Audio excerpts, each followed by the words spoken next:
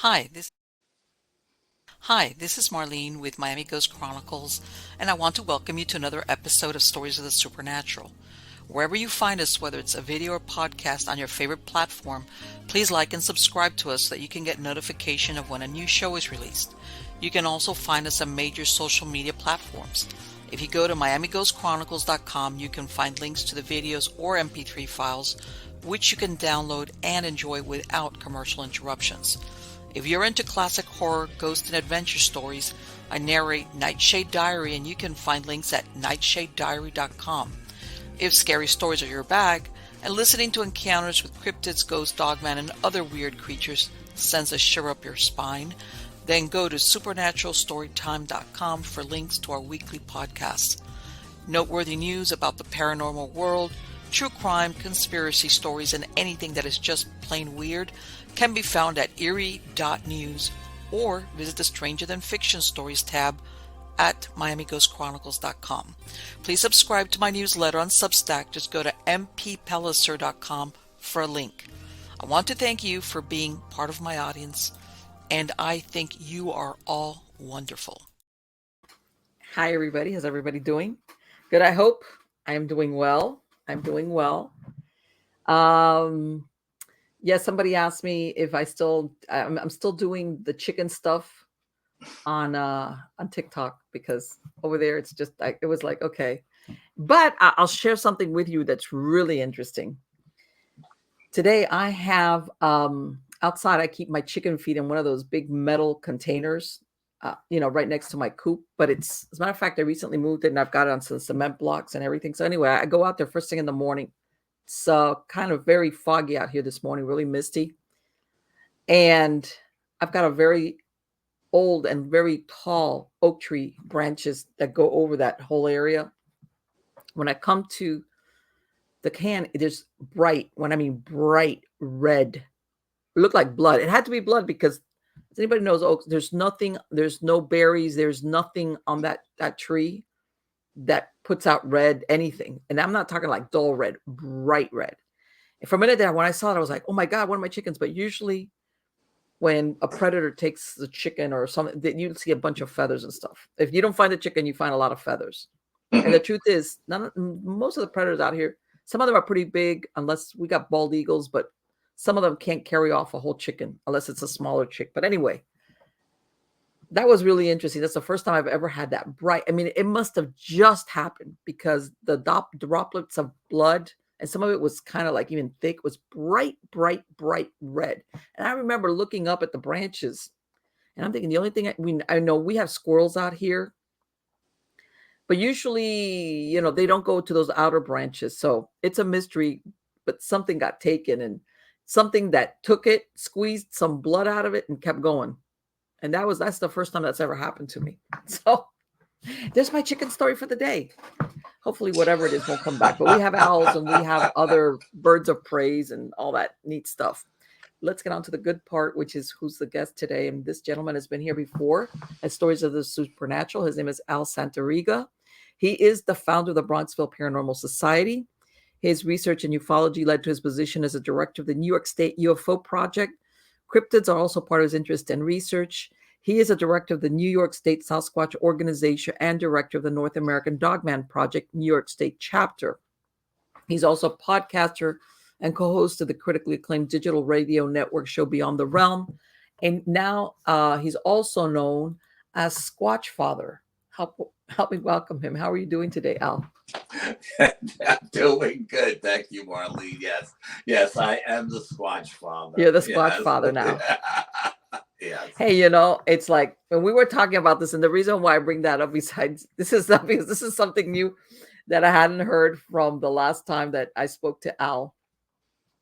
And he was explaining to me that, he's working with some, younger, newer researchers in the field. And, for us that we've been doing this for so many years, we were commenting on how no matter how many books, how many podcasts you listen to, how many reality shows you look at, it's never going to take the place of what field training, going out there and doing it. And you were saying, Al, how you found that some of them, the boots on the ground only go as far as the sofa. Well, I mean, there's a lot of guys who claim to be boots on the ground, but they really never get away. They never really go out on the road. They just surf the net and take everybody else's information. Wow. I actually stopped.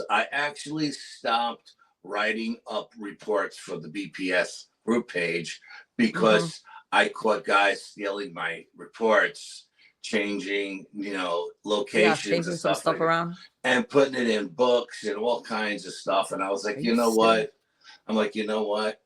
Or talking about it on their podcast, but editing what they didn't want in and what they didn't want out, which really, Right. don't edit my stuff because if you edit it, it may not sound legit.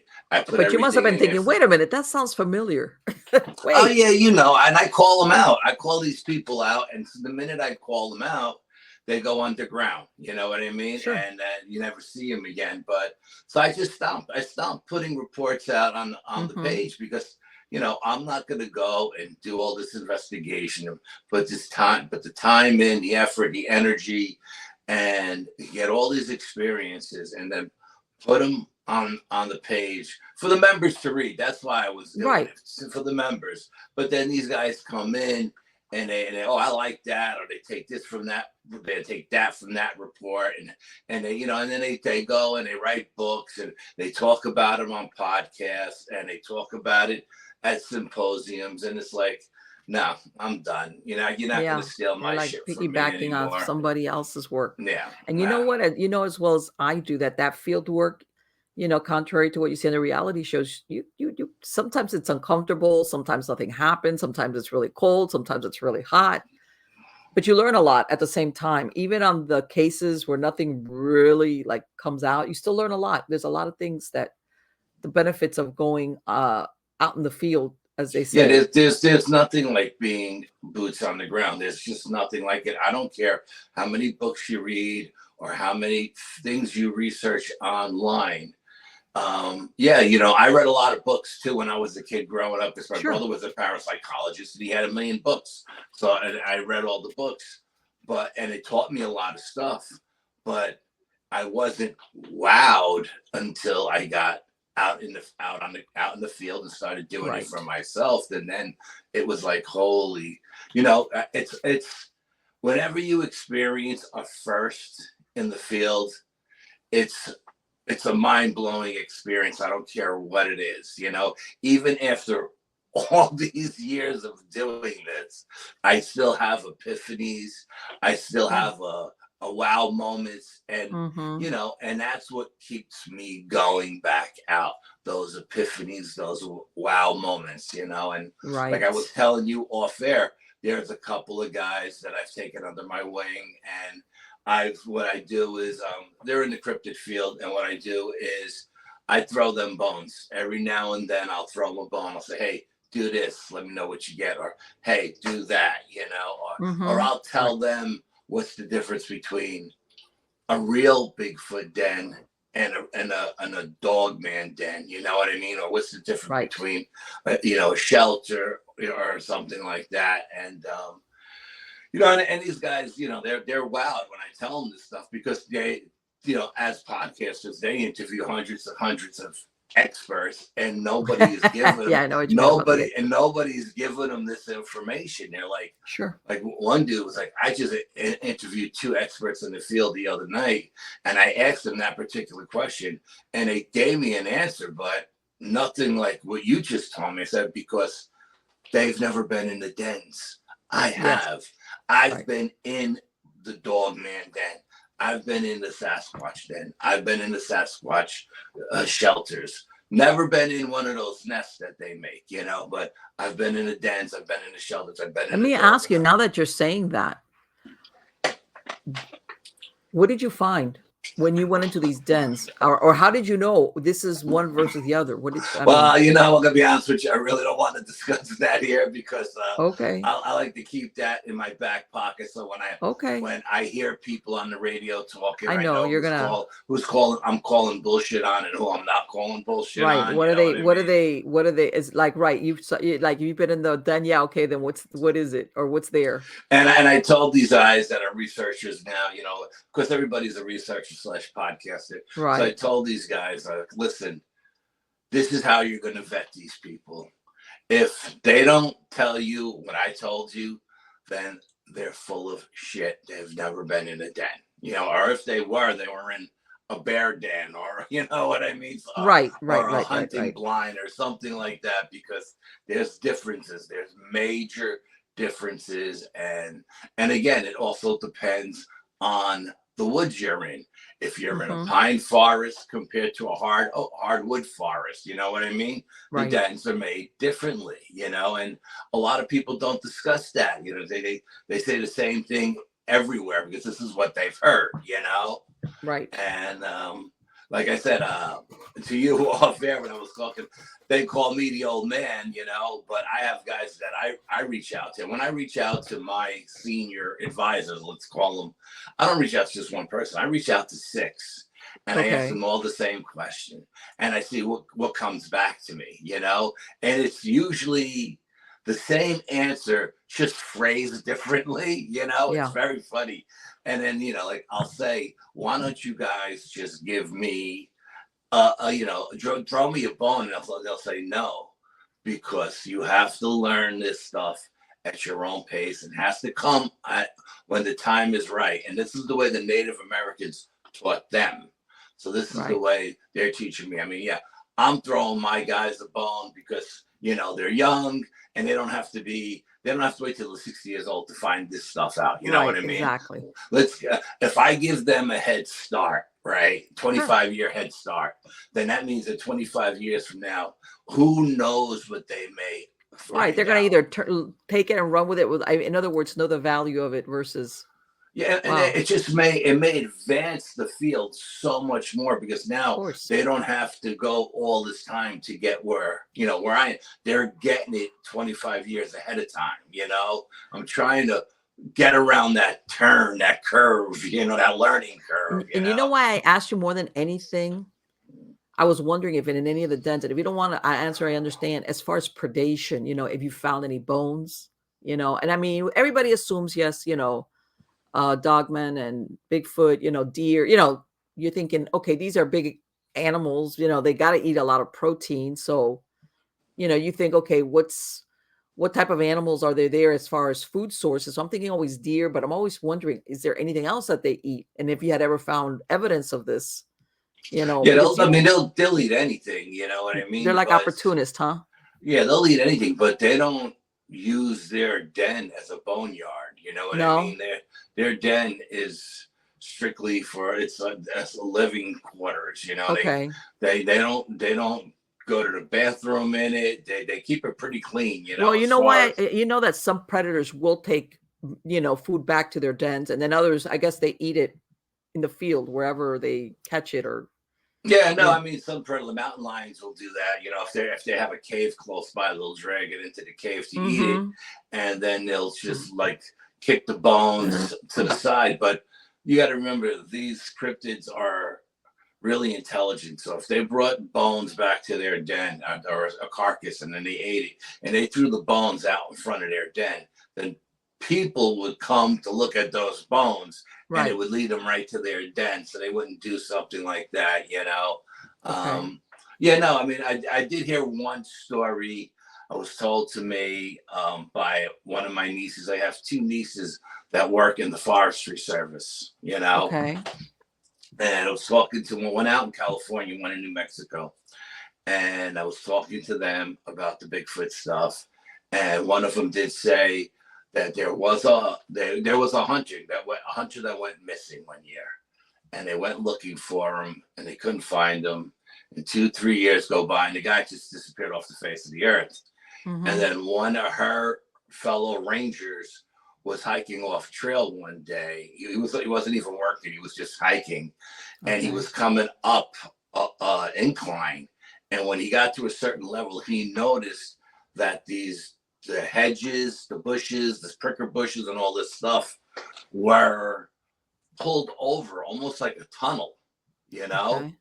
So he was like, what the hell is this? So if he would have been standing at the same level as it, he wouldn't have noticed the tunnel, you know. Okay. He had to be below it to see it. Mm-hmm. And he crawled in there and he said it went left, it went right, it went left, it went right. Finally opened up into a big circle, circumference, open area. And when he got inside, the shrubs and everything that were inside weren't pulled over. They were pushed up. So you would have had to been on a ridge looking down to actually look in. You know what I mean? It was like almost a 10-foot wall of shrubs pushed up. Okay. And one side of this area was very clean, and the other side was a boneyard. And as he started going through the boneyard, he found a human skeleton, and buried underneath all the bones. I mean, most of the bones were all animal bones, but there was a human skeleton. And then under some of the bones was a rifle. And then they called in the rest of the forestry department. They went in and they just like bulldozed away right in, you know. And they put the bones together. The forensic people came in and put the bones, and it figured, you know, between the registration on his rifle, the serial number, and the dental, they realized it was the hunter that went missing. So somebody ate him, you know, something ate him. And what they did, you know what's really funny? Sometimes you think, well, and that's the thing, and it's, you know, sometimes when they only find bones, it's like, you know, was he killed by this predator, or did he just die and the predator found him and, you know, hey man, free meal, you know? Unless there was no way to prove that whatever ate the meat off the bones killed him, because, you know, there was no evidence of that. It was just, you know, it wasn't like he had a skull crush or anything like that. It was exactly. But what they did though, what the forestry department did though, once they did all the forensic on it and everything, they burnt that area down. So there was no evidence of it, you know, like a controlled burn. They burnt it down and they got rid of all the evidence once they took everything they wanted out of it. But that's the only time I've ever heard of like one of these cryptids having a boneyard in its own area, you know what I mean? And to me, that sounds like a rogue or a lone wolf on his own, you know what I mean? You know what? People don't realize that animals get sick and old also. Sure. You know? Yeah, sometimes when wolves get old, they'll hunt anything, you know? Yeah. Sometimes an animal that normally could, they have to do things they normally would because they're either old or sick. Some, you know, animals get sick out there in the wild. Or injured too. They could be injured. Anything could, that their normal hunting patterns, they can't do it. So they'll do whatever they can, you know. We're you know, people are easy targets. You know, we're very yeah, I know. You know, if we're not carrying a firearm or a knife or machete or something to defend ourselves, we're not fighting off 150-pound wolf or 150-pound mountain lion with our bare hands, or a 500-pound black bear. It's just not happening. No. Do you think, Alan, I don't know if you found evidence of this or you've heard stories where some of these park services, they kind of try to squash stories about cryptids, like, you know, Dogman. I mean, obviously that you can't, like, about for bears and cougars, because, you know, they're there. If you know, they're in that part of the country. They're a known predator. But they don't never wanted to get out like, hey, we did find some type of evidence where a supposed cryptid maybe, you know, took a human being, because they're like, that's the last thing we need. Well, from what I'm told from my nieces, the Bigfoot and the Dogman are in the handbook when you sign up. And it tells you what to do in case hikers or campers come across them. And apparently, if Bigfoot is spotted in a camp, what they'll do is they'll take all those people out of that campsite, move them to another campsite, and just leave that area alone, you know? Yes. If it's a Dogman, then it's a whole different story. They take everybody out and they move them to another location, but then they'll shut down that whole side of the mountain. I've heard of that. They'll shut the whole side of the mountain I have down. heard of that. I've heard of people. When it's a Dogman, because I guess they must know that the Dogman may be a little bit more aggressive than the Sasquatch. Yes. Yeah, they know the Sasquatch doesn't really want to deal with people. It's just 99% of the times, if you run across a Sasquatch in the wild, it's by accident, and it's going to look at you and turn and walk the other way, because it just doesn't want to deal with you. Right. I've heard of people that go to certain campsites on a regular basis, and then all of a sudden these campsites will be closed down, and they'll ask around like, "Hey, what's wrong?" And there's not like, "Oh, we closed it because whatever," And sometimes they finally kind of like hear something along like a cryptid sighting, and but of course these park people, they're not going to talk about that, but they don't ever give a real good reason why they've closed down certain part of the park. To my understanding, the go-to line is, we're getting ready to do a controlled burn. There you go. Probably, we're going to move everybody out of the area just in case it gets out of control, and and nobody wants to get stuck in a forest fire. Of course not. So absolutely not. Everybody will get out of there as fast as they possibly can. Yeah, that's the go-to. We're getting ready to do a controlled burn, so we're shutting everything down in this area. And then they never and then there's no control burn. No, there's never burn, but Yes, I believe it. Yeah. Yeah, that's the go-to line. Yeah. Right. Let's get people out of here before somebody comes tearing their hair out, from the bush, or we have the people that, that go missing, and God knows. But I imagine that your nieces must have a lot of good stories as far as things that they see out there. They love me and I love them, and we pick each other's brains all the time. As a matter of fact, I had a nephew who was a major in the Marine Corps in South Carolina too, and he was head of like a helicopter division, and they would fly from North Carolina, I think it is, or South Carolina, down to Jacksonville, Florida, back and forth with the helicopters. Right. And he used to tell me about all the time that, Uncle Al, you won't believe, every time we go up to go down, the orange orbs come out from the ocean and watch us. Wow. The orange orbs come out of the ocean and they watch us, and we're told by our commanders not to engage, not to make contact, just go our own separate way. We're not allowed to even fly over to see what they are. Just like pretend it's not there kind of deal. Pretend it's not there and don't discuss it with anybody. And he goes, Uncle Al, those things that every single time we go up, he goes, and we go up like 3 times a week to go back and forth from Jacksonville, South Carolina. And he says, they're always there. They're just always there. Nobody knows what they are. Nobody goes out to investigate. We're told to stand down and just go follow orders, and that's what we do, and this is, he's a major, you know what I mean? He's not a low right. He's and do you think, Al, do you think it's, how can I say this, do you think they know what it is, or they just don't, or maybe, sometimes I wonder, they know what it is or they don't know what it is, and they're just saying, since we don't know exactly what it is and we don't know how to deal with it, we'll just like ignore it.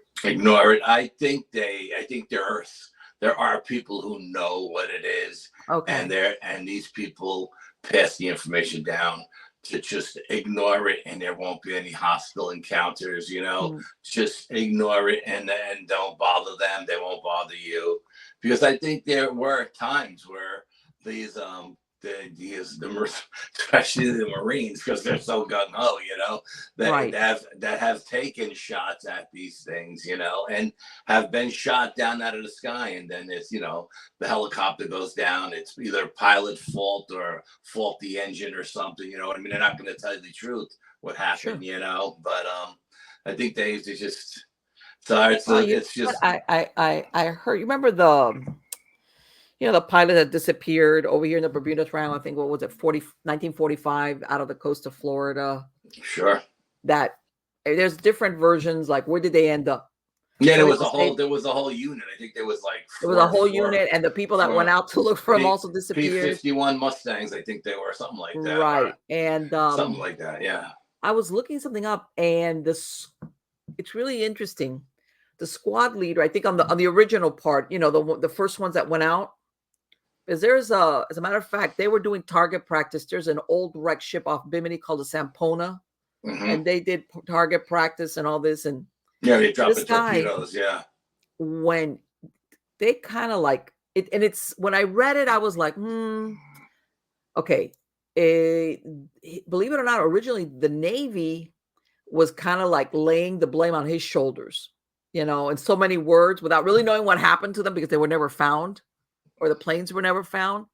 And believe it or not, his mom hammered the Navy so much that they had to change the wording on their report to say they just didn't know what happened, because she was like, no, you're not going to hold my son. Right, because he was a squad leader, absolutely. Right, yeah. He was a squad leader, and apparently, they had to follow wherever he was going.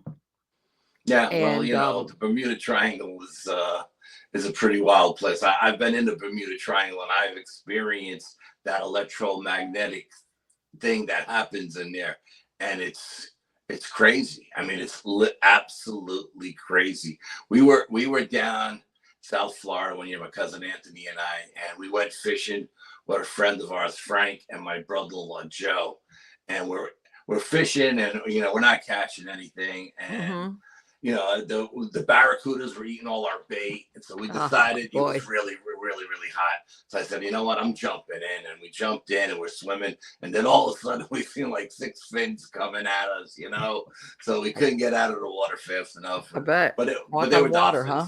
They were dolphins. They weren't sharks. Yeah, but good. Let me find out what happens. As soon as you see that fin, man, let me tell you. Of course. But then when we ran out of bait, Frank said, you know what? We're just on the outskirts of the Bermuda Triangle. You guys want to go into the Bermuda Triangle? I was 18. My cousin Anthony was like 23 or something like that, 20 years old, 21. And we're like, yeah, let's go into the Bermuda Triangle. And my brother was like, Frank, don't stop messing around here, because we could see Miami, and right. Like, everything like what Bimini is like what 60 miles off of. Yes, it was a beautiful sunny day. You could see it felt like it was close enough to swim to. Okay, and so Frank says, okay, let's do it. So he starts up the boat, and we're going out, and he goes, okay, we're actually in the Bermuda Triangle now. We're going. And Joe's like, Frank, don't go too far out, And then all of a sudden, this hand to God, I swear to God, this is all true. All of a sudden, out of nowhere, all the compasses started spinning like tops. Wow. We didn't know what direction we were going. We got turned around. It got dark. It got windy. It started raining. It started hailing. And when I tell you, it was like 100 degrees out that day. And you must have been like, what happened? It was like the Twilight Zone, right? Okay. And then the motor wouldn't start. And my brother-in-law was freaking out. And Frank was like, don't freak out. It's a sailboat. We put the sails up, And you're like, if not, I'm paddling. Whatever. Then, getting out of here. Then as quickly as it came, it was gone.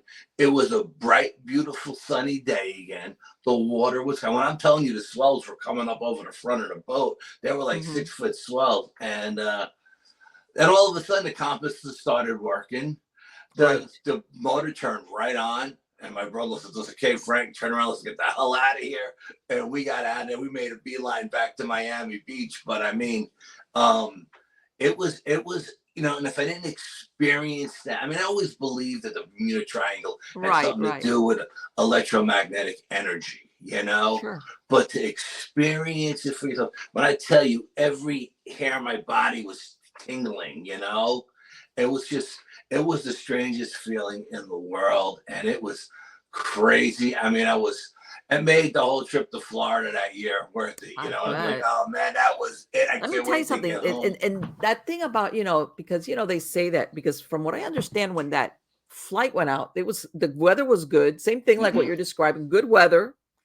And you're telling me, okay, somehow, and then I'm thinking, okay, what if, like what you said, everything started malfunctioning, all the stuff in these planes just weren't working, but nothing, the radios weren't working.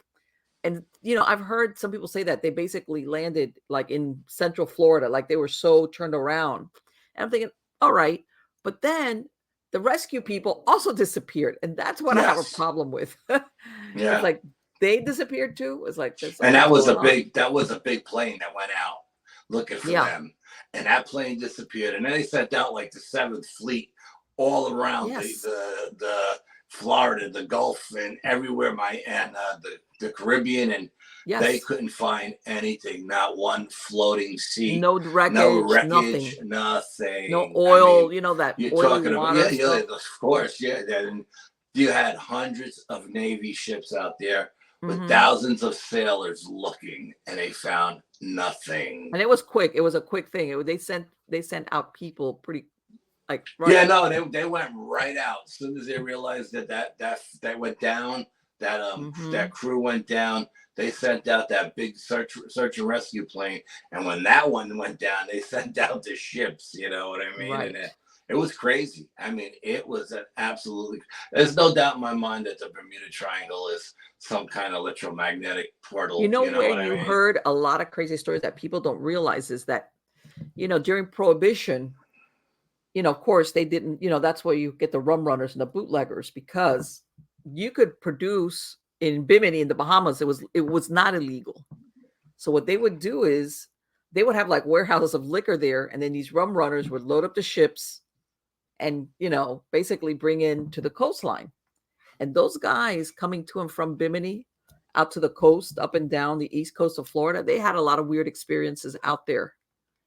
And of course they didn't have a lot of the same. We're talking here 1920s and stuff like that. Yep. But they saw a lot of phenomena as far as, like you said, the weird lights and things of that nature out there. I mean, it's just, it's a place of high strangeness. I believe it's a place where there's an actual portal. And I think every now and then that portal opens up, right, and pulls something in, Yes.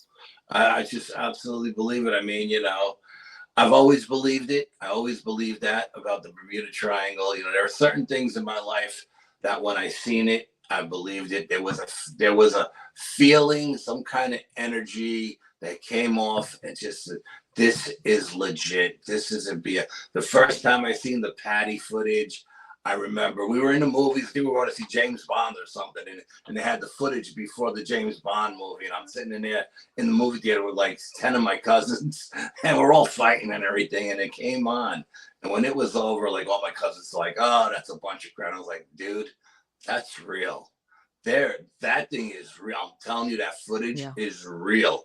And they're like, "Oh, you're nuts." And I'm like, "I'm telling you, that footage is real. There's just certain things that ring true, that has the energy that comes off it is legit." You know what I mean? And I don't know how to explain energy. You know what I mean? But right. And there's something that that we capture beyond what we see sometimes, that we filter through our brain. In other words, not just consciously, but that you look at something and I'm sure you've seen it now, like that's real, and that's like, nah, that's somebody faking it, and I know that film they've gone back and forth, but the last I heard, it's like it turns out it's a female, and they've examined it every which way, with all these different new computer systems and the stride and everything, that I've heard that's what they captured was not contrived. It was real. No, it was 100% real. Absolutely. Yeah.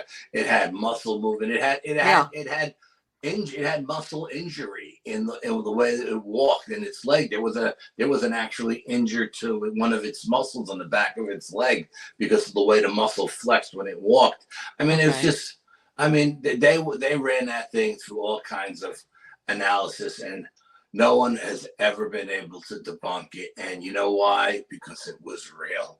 That's why you can't debunk it. And, there are certain things that, you see that you just know is BS. And it gets harder and harder with CGI, and now with AI and everything else. But this was prior to CGI. God, this was before Planet of the Apes. I mean, that's right. It was. The people in Hollywood didn't even know their best makeup artists couldn't put something like that together, But I mean, it was just there's just certain things that ring true. Like when I was young, my brother lived out on Long Island. He lived in Okay. Amityville, right? And he had a bunch of friends that would go ghost hunting. He was actually would go out with Han Holzer's right hand man, and Okay. they would use Han Holzer's psychic Ethel. Well, one time I was out on the island. I slept over out there. I was in my teens because we were going to like a motocross thing out on the island the next day. Slept over, went to the motocross thing, and then my brother said, "You want to go to the Amityville Horror House? You know, I got to call up my friends. We'll go do an investigation." And I was always a photography guy, you know. Even as a Right. kid, I was a shutterbug, you know.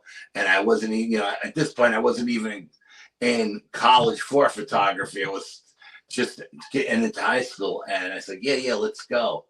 And we jumped in. My brother had this old Ford station wagon, and I jumped in the back of the wagon. You know, when they pulled the seat up in the back, like in the far back, that faced out the back window. You know, Yes, yes, and yes. I'm sitting in the back because all his friends are in the front. And my brother says, "Okay, you're going to be the cameraman tonight." I said, "Okay." And when we pulled, as we started getting closer to the Amityville Horror House, I was feeling dread. The feeling of dread was just coming over me like, you know what, this is a bad idea. Maybe we shouldn't go there, you know? And then when we pulled into the driveway, every fiber of my being was telling me, jump out of this car and run back, you know, run back to the Yeah. house. Well, so when we got there and everybody looked at it, everybody's like, oh man, this is the Amityville Horror House.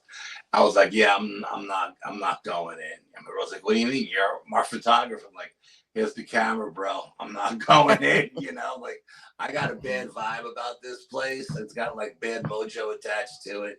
And I said, I don't even want to be on the property, to be honest with you. And my brother's like, you're a big tough guy. You're not afraid of anything. I was like, Frank, there's something here that's just that I can't beat up. I'm not going in, you know. And Let's face it, even before, when they killed that, they slaughtered that whole family in there. yeah, Okay. That was yeah, pretty gruesome. And I mean, people could say, okay, you know what? It was that this guy was doing drugs and he was messed up on his head and, whatever, and it sounded like that family had some dysfunctional stuff going on. yeah. The family was definitely dysfunctional. The father was really a hard ass, and he Yeah. beat Yeah. people, and yeah, and it was a tough. They were, but they had moved out there to make a better life for Well, themselves. but You then know? I'm thinking to myself, okay, but I'm thinking, did something take that guy over? You know that he passed away in 2021, Yeah, Butch DeFeo. And I'm thinking, sometimes I always wonder, despite, all these circumstances that were pretty bad, it makes you think, did something take a hold of him to make him yeah. go to that extreme? I absolutely believe that he was under the influence of something demonic. Because you got Right. to remember when you come from an abusive family, you're depressed, then you add drugs and Oh, alcohol sure. on top of it. Now you've become a beacon for dark things Yes. because it's easy for them to take you over and convince you to kill yourself so they could take your soul, right? And Yes. I believe that that's exactly what happened. Now, whether it happened at the old house when they got, or whether it was something dormant there on the property that came to Right. life when he came there, I don't know. You Maybe, know, unfortunately, I know it sounds kind of like fatalistic, but some of those things follow families and people around. You know that, right? well, yeah, they're ever since I met Miss Aida, I was gonna say I've learned a you read my lot mind. about Yeah. curses and stuff. You know what Well, I no, mean? it's something was going on from before, and maybe when you said they moved, like trying to hey, fresh start. Well, maybe something went with them though. Right? Yeah, I mean, maybe there was just something dormant on that property, and he Yeah. moved in. He had the right energy for that thing to come Yes. alive and attach Yes. itself to him. And I'm not making an excuse for him slaughtering his family. Oh no, absolutely He not. admitted he did that. But it wasn't. It was because it was something that made him do it, but he did it. Obviously it was his hand that killed his whole family. But yeah, no, there's no, and I think that a lot of times I had this conversation with a woman the other day who's a nurse, and she said, I was talking to her, and I was like, I think a lot of people who are diagnosed as schizophrenics Mm-hmm. have attachments to them. Yes, they do. They do. And the doctors don't want to believe in the supernatural or the paranormal or whatever you want to call it. And they give it a nice name like schizophrenia, and they put them on medication to try to control it. But I believe that, you know, some of those people, a small percentage, say 10%, if they were to have a deliverance or an exorcism, they would be fine. They wouldn't need any medication, you know? Right. I mean, Sometimes it's just one man's they opinion. have some type of mental illness, but it's aggravated really. I mean, I guess from being from how's this from being having that mental illness, whatever it is, to you know how they end up doing these horrible things as far as killing Horrible family things. members and decapitations, and you're like, oh my Yes, God. absolutely, yes. I think that's the one where it pushes them into committing acts like that versus somebody that's mentally ill, like you said, and maybe they don't take their meds and you know whatever.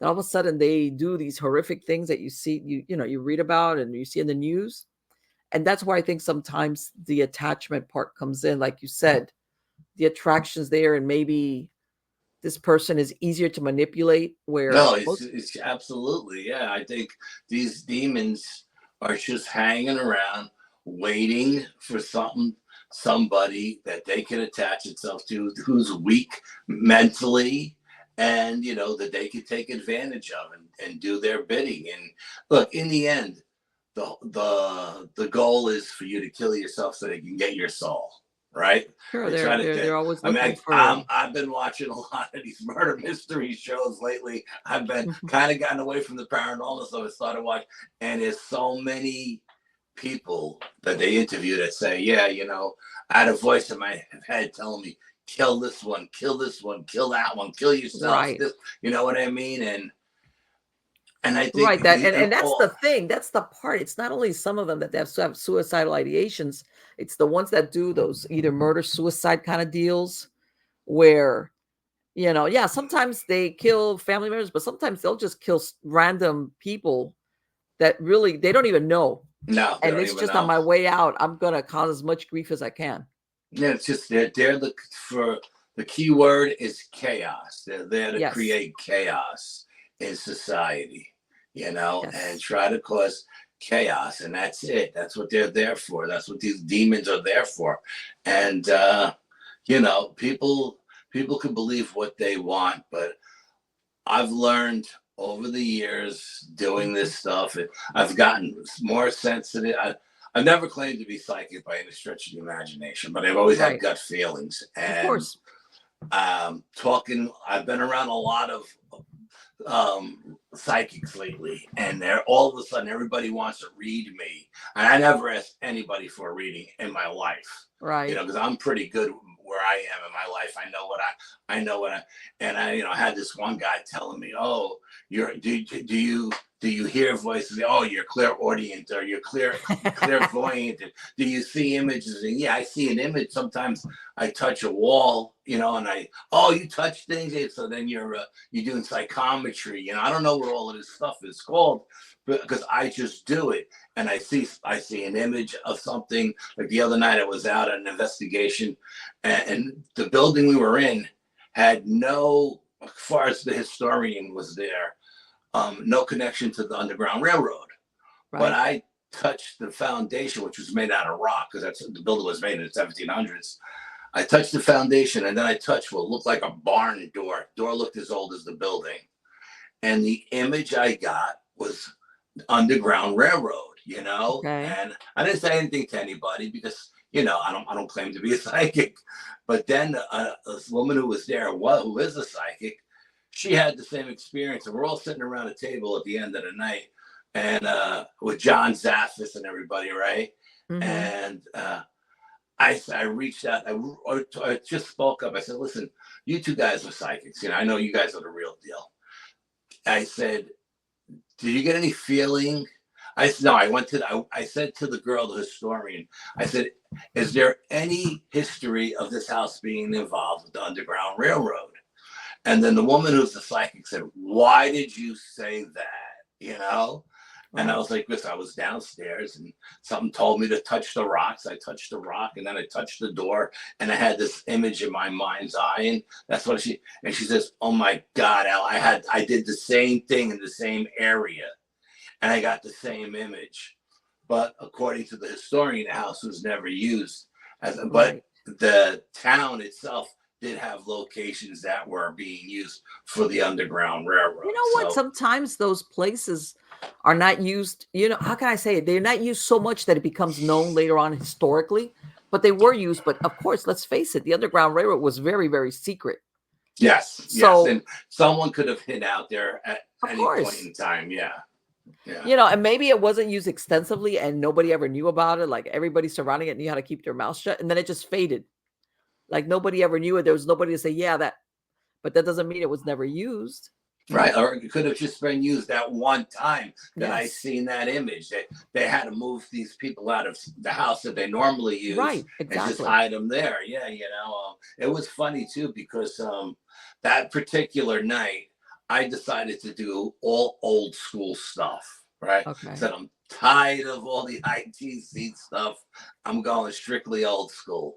And everybody else there, all the investigators that were there, were all strictly ITC, And I'm talking to John Zaffis, and we're hanging out, and we're BSing, and everybody's got all these cases and cases of IT stuff. Boy. And I got this little backpack, There you go. It's called the dungeon approach, okay? The dungeon approach. What do you got in that backpack? And I pulled out my quartz crystal pendulum and my dowsing rods and my compass. I had a 35 millimeter camera. I had a Polaroid camera. I had some little jingle bells, and I went around the house hanging up the jingle bells and taking pictures with the Polaroid and the 35 millimeter. And I'll tell you, there was 2 rooms in the whole house that had the crazy energy. There was a sun room that the energy was just very, I don't want to say negative, but unwelcoming. Okay. And I what I did with my dowsing rods is I painted the front of them with glow paint, right? Oh, really? So when you're filming in UV or IR and the light hits the paint, it lights up. So in the dark, you can see the dowsing rods spinning like helicopter tops, Wow. Okay. Yeah. And then I went in. Well, they were going to use in the living room. They were going to use a table to put these 2 haunted dolls on, right? Okay. And the table was facing north.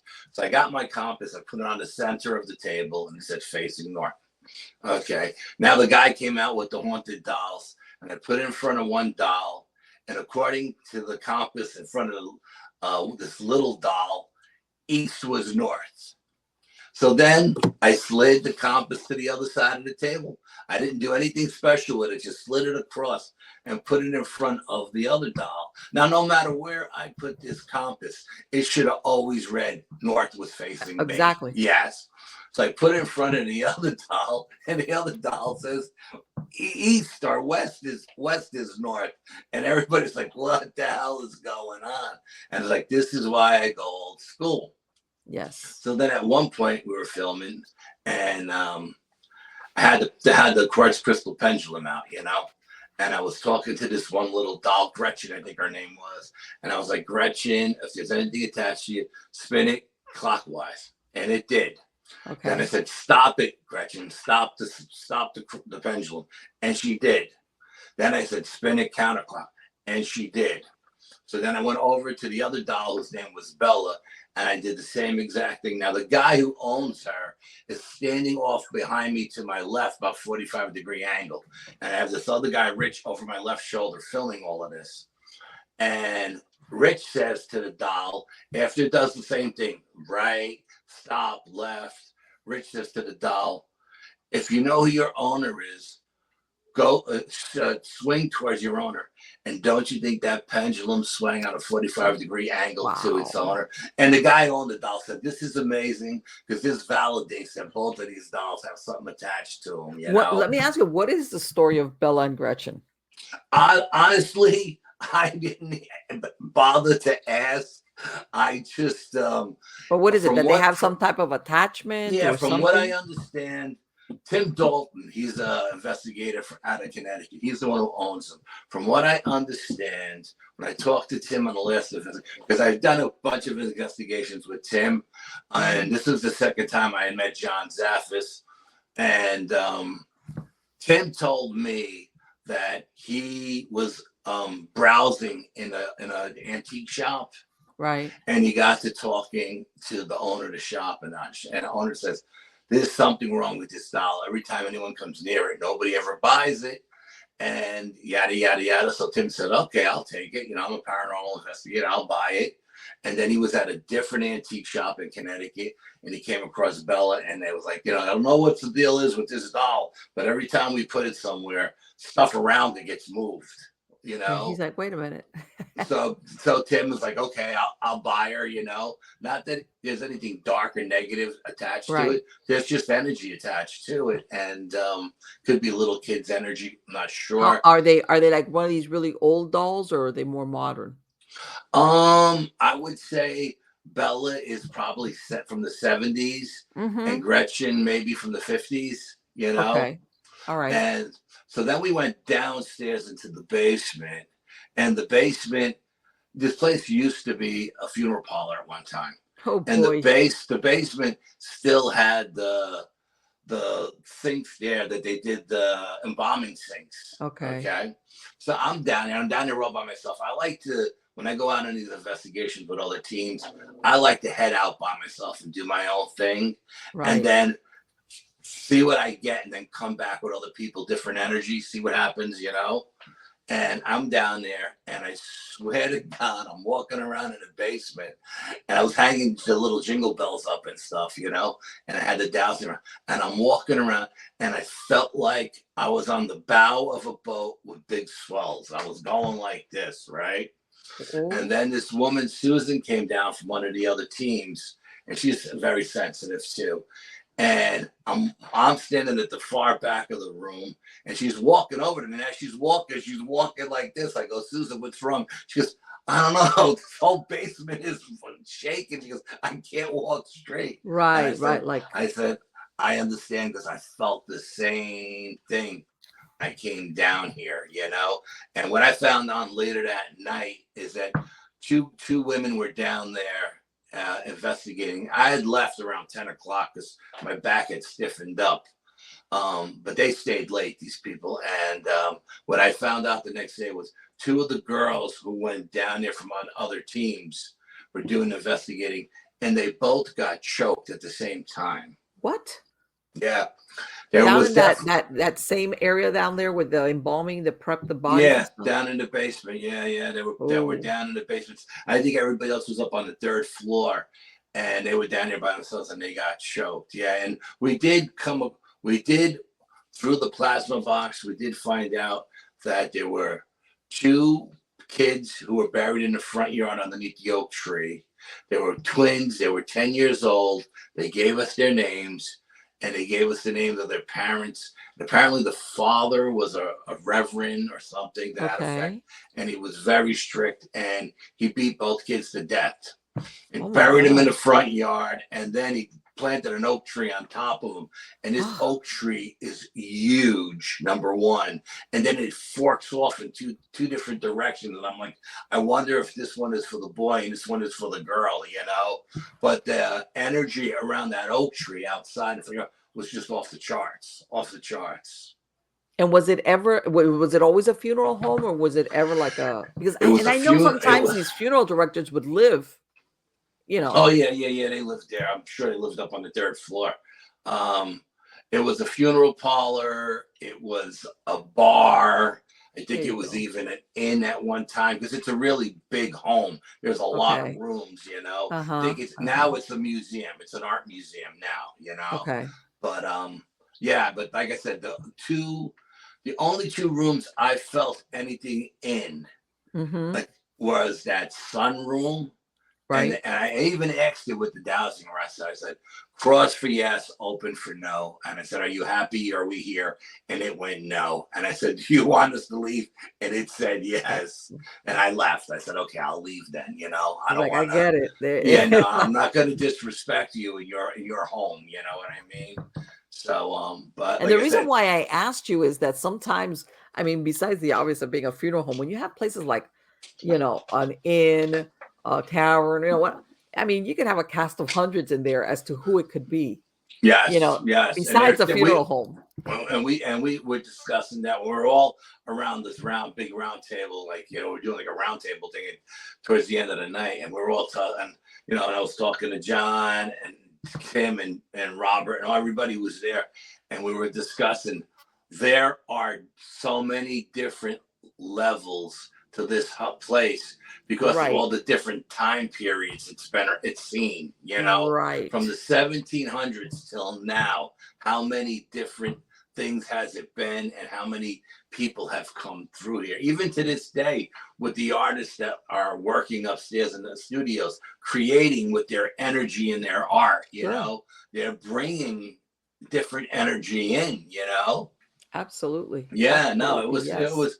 If my back didn't stiffen up, I would have stayed later.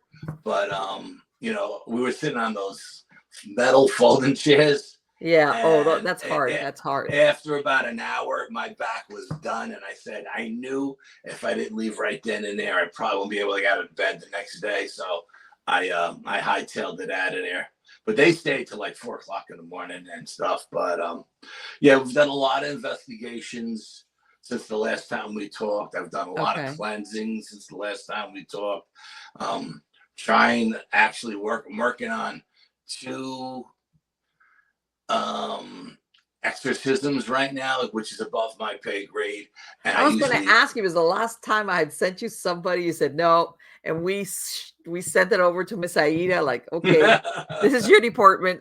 Yeah, no, well, what I do is people call me, and I actually used Miss Aida recently on a cleansing. All right. Okay. The woman was seeing shadow figures in the house and yada, yada, yada. And this woman is very sensitive. I actually cleaned her old condo, right? She had stuff in her old condo that I cleaned. I cleansed for her, which were actually the first condo I cleaned for. I was told they were elementals, okay? But in this one, this is a townhouse now. She's living there. She's married. She has a husband. They're living in this beautiful townhouse. And she's having all kinds of issues. And she's getting all kinds of crazy EVPs and all kinds of photographs on a security system.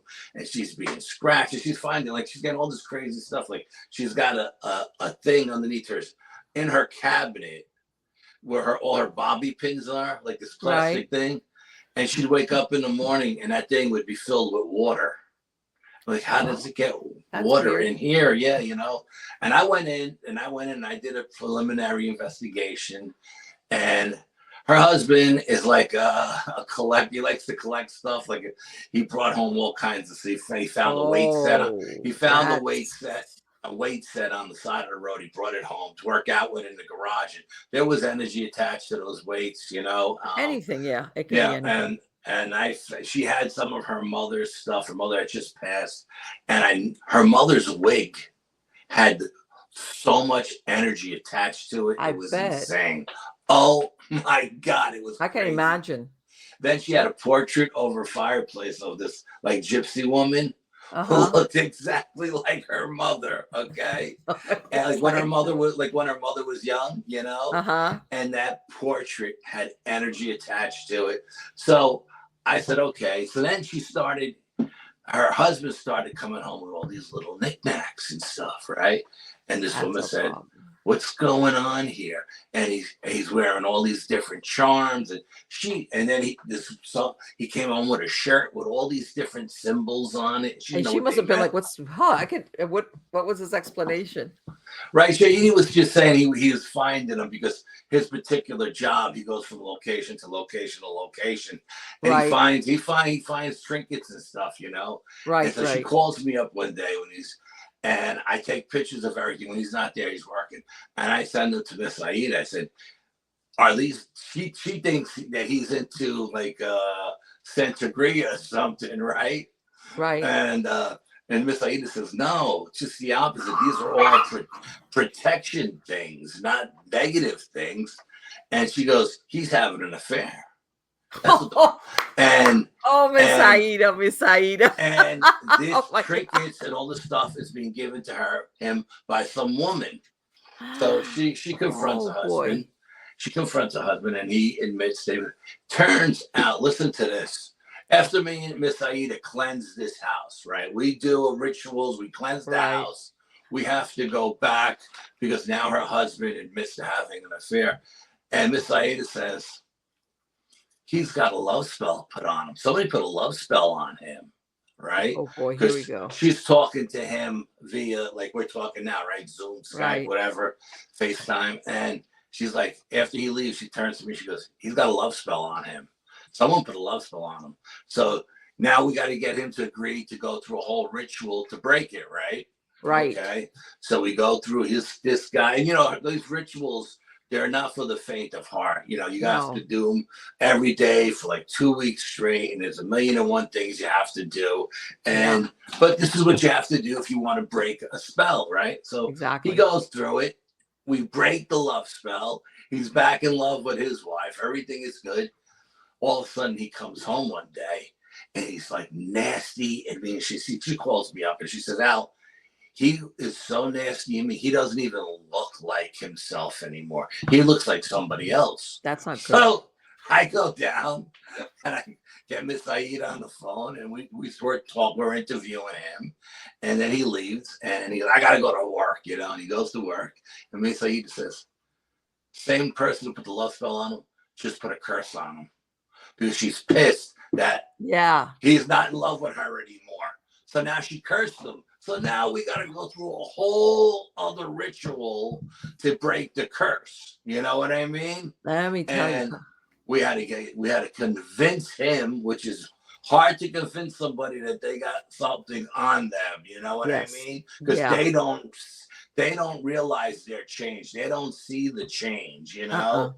And so eventually we convinced them, you know, that we're not lying to him. You know, we weren't lying to you about the first one. We're not lying to you about the second one. And we got him to go through a whole different kind of ritual, which was even a lot more complicated than the first one. And we got through that. And then we, you know, Miss Aida sealed the place and she, you know, she told the woman what to buy he could wear because he's got to go to work. And this woman works where he works. Okay, so you answered Mike because I was gonna. Okay, where are they crossing paths? That she's still being able to interfere in his life. She works in the office and he works out on the road. He goes in the office every morning, gets his things to where he's got to go for the day. Okay. And so Miss Aida had to give him all kinds of trinkets and stuff to wear when he's at work, so that this woman will, even if she tries, she won't be able to whatchamacallit. And so now that was her. Then I get another phone call from this other woman and she says, I'm getting these EVPs. They're scaring the hell out of me. I'm seeing dark stuff. And she's showing me photographs of stuff out her back window. And it looks like a ghost, I mean, a full body apparition, but with like a long flowing robe or something looking in her back window, right? And she's got orbs flying around. So we get her, if she sends me her EVPs, she's being scratched, all this stuff. So she sends me the EVP, we run it through our software, we slow it down and it actually says to this woman, I'm going to kill you. Kill you. Then it says her name. Then just in case she didn't know, she was like, was that meant for me? Yeah. Then another woman's voice comes in and says, no, you're not. And then we hear a man's voice again saying, kill you. So now I'm trying to schedule, called up Larry Elwards. He's a father, Larry Elwards. His wife, Debbie, Chamberlain Edwards. She's a psychic. He's a demonologist. Yes, So I know. I know who you're. I called them up and I told them about it because they're good friends of mine and they've done favors for me in the past, you know. And I was talking to them. And it turns out when I was talking to John Zaffis the first time I met him about them, John goes, you know, Larry's my cousin. And I was like, Oh what? boy. He's like, no way. He goes, would you mind if I come along? I go, would I mind? I said, look, I'm just going to bring you there, drop you off and leave. I don't have anything to do with this stuff, you know. It's above my pay grade, you know. And then Deb said to me, listen, Al, if it's safe enough for you to stay and film, I'll let you know.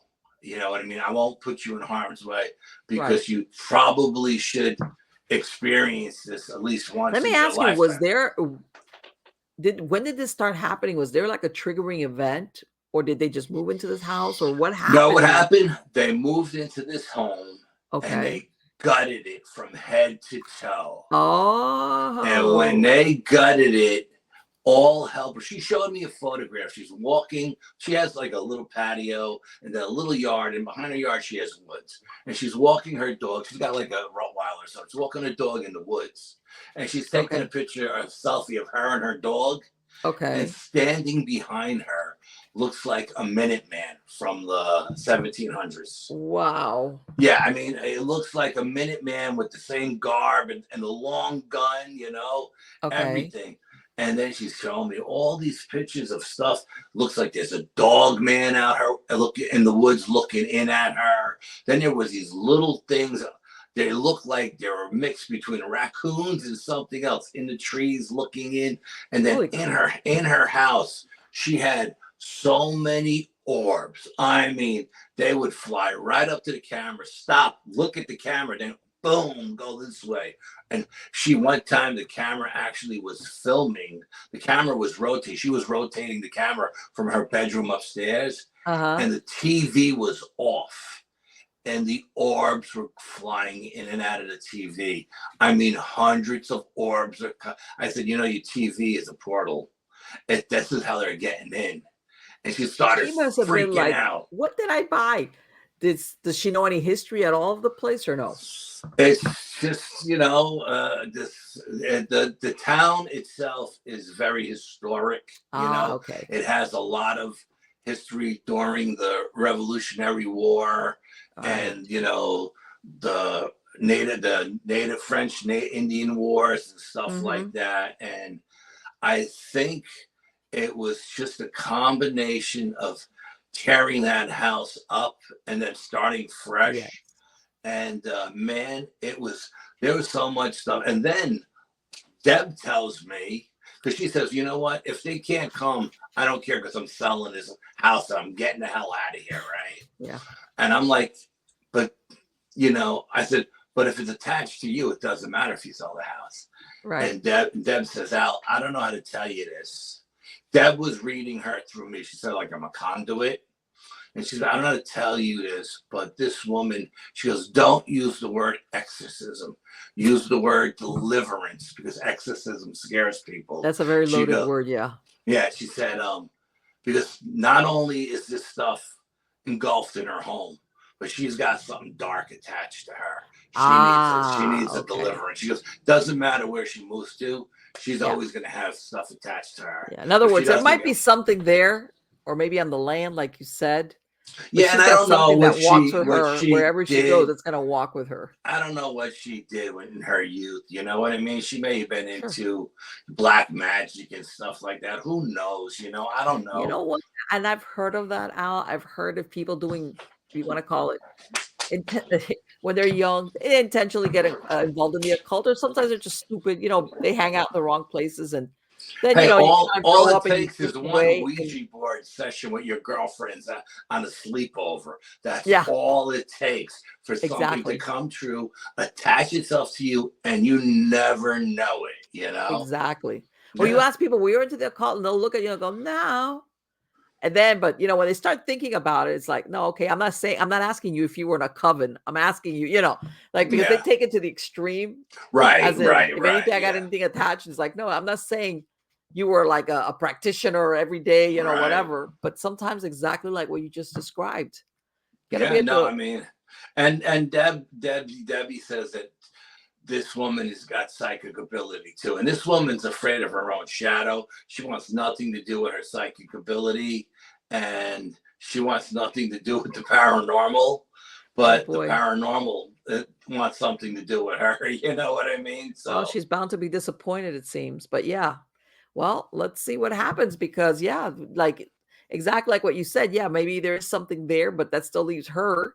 The same thing. If she's going to stay there, they take care of her. But if there's something there in that yeah, piece of land, I mean, if she gets the deliverance and they cleanse her, and then they cleanse the home and the property, and they put a sure. boundary up, right? Mhm. And I don't know if you've ever heard this. I did a cleansing recently, and I used I don't know if you know her, Katie Turner from the Travel Channel. Katie, she does like my haunted house and stuff. Yes. Well, Katie's out of Canada, and she's an amazing psychic. And my psychic was going through back surgery, so I couldn't use her. So I called Katie, and Okay. Katie told me something. I mean, we did. It was a long, drawn out cleansing and everything because the house was humongous, and I Right. was there by myself, and I had to put the homeowners to work with me. But long story short, Katie told me to use something to seal the property, to bind it with, that Right. I'd never heard of before. She told me to grind up red brick and use the red brick dust to seal the property with. Interesting. And the crazy thing about it is this guy had like 1,000 red bricks in his backyard. You know what? I'm going to tell you, and I hadn't heard it. There's a Father Ripperberger. I'm trying to pronounce his name the right way. Okay. He's a very well-known exorcist in the Catholic Church. Okay. And he was giving examples where he says that people should take, those salt licks, the ones that people put out for deer. For deer, yep. Get them blessed and then bury them in the perimeters or in the four corners of your property. And by the way, this is coming from a Catholic priest who's an exorcist. Right. Yeah. Ripperberger. That's how you pronounce his name. He's and I was listening to that. And I was like, man, I'd never thought of that. As far as, using the salt, of course, and you get it blessed.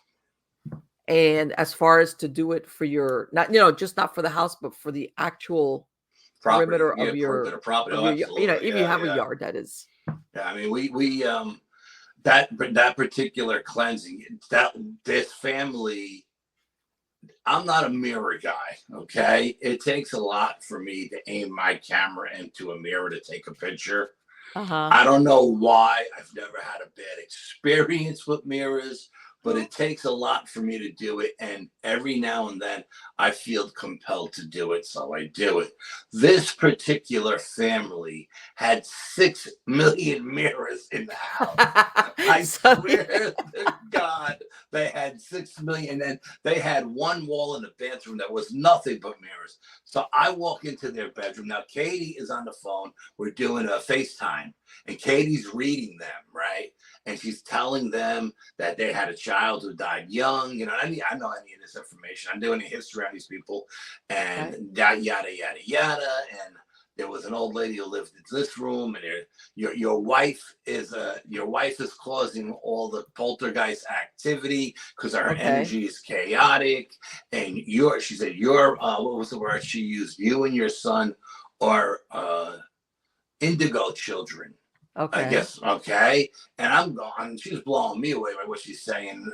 And then she's like, we walk into their bedroom, and the energy buckled my knees in there. I had to sit down on the bed. I was like, whoa, what's going on here? And then I turned and I look, and they both have full length mirrors, like a his and hers, but they're facing each other. Okay. And I'm like, dude, you're creating a portal in your bedroom with these 2 mirrors. Like, turn them the other way. Put blankets over them. So then Katie tells me something that I never knew before. She said, you know how to test a mirror if it's a portal? I said, I got no idea. And she goes, walk up to it and put your finger up against it. If there's space between your finger and the mirror, that mirror is a portal. If there's no space, it's not. And I went over to the first mirror, which was his. And I put Okay. my finger up against it, and there was no space. But when I went to his wife's mirror, there was space on it. Ooh. Okay, so now we knew this was the mirror that was creating the portal. Then I went into the bathroom. Like I said, the whole wall was one giant mirror.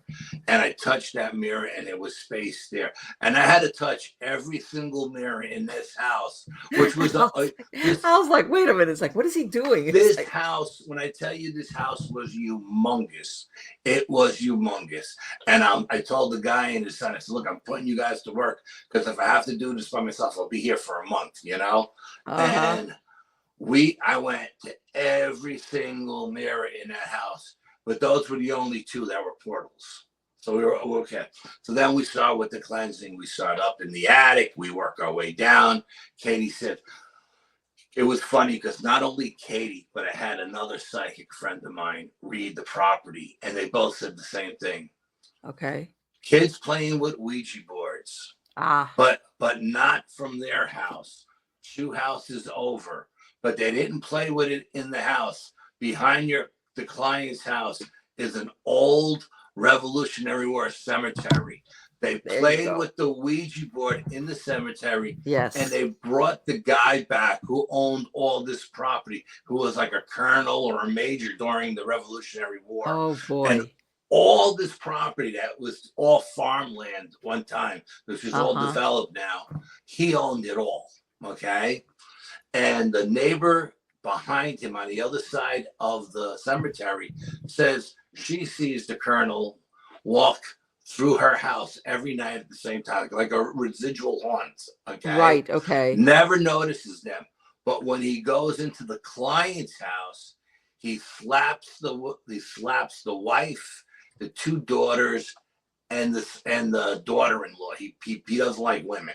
Apparently he abused women. Okay. He doesn't like the end.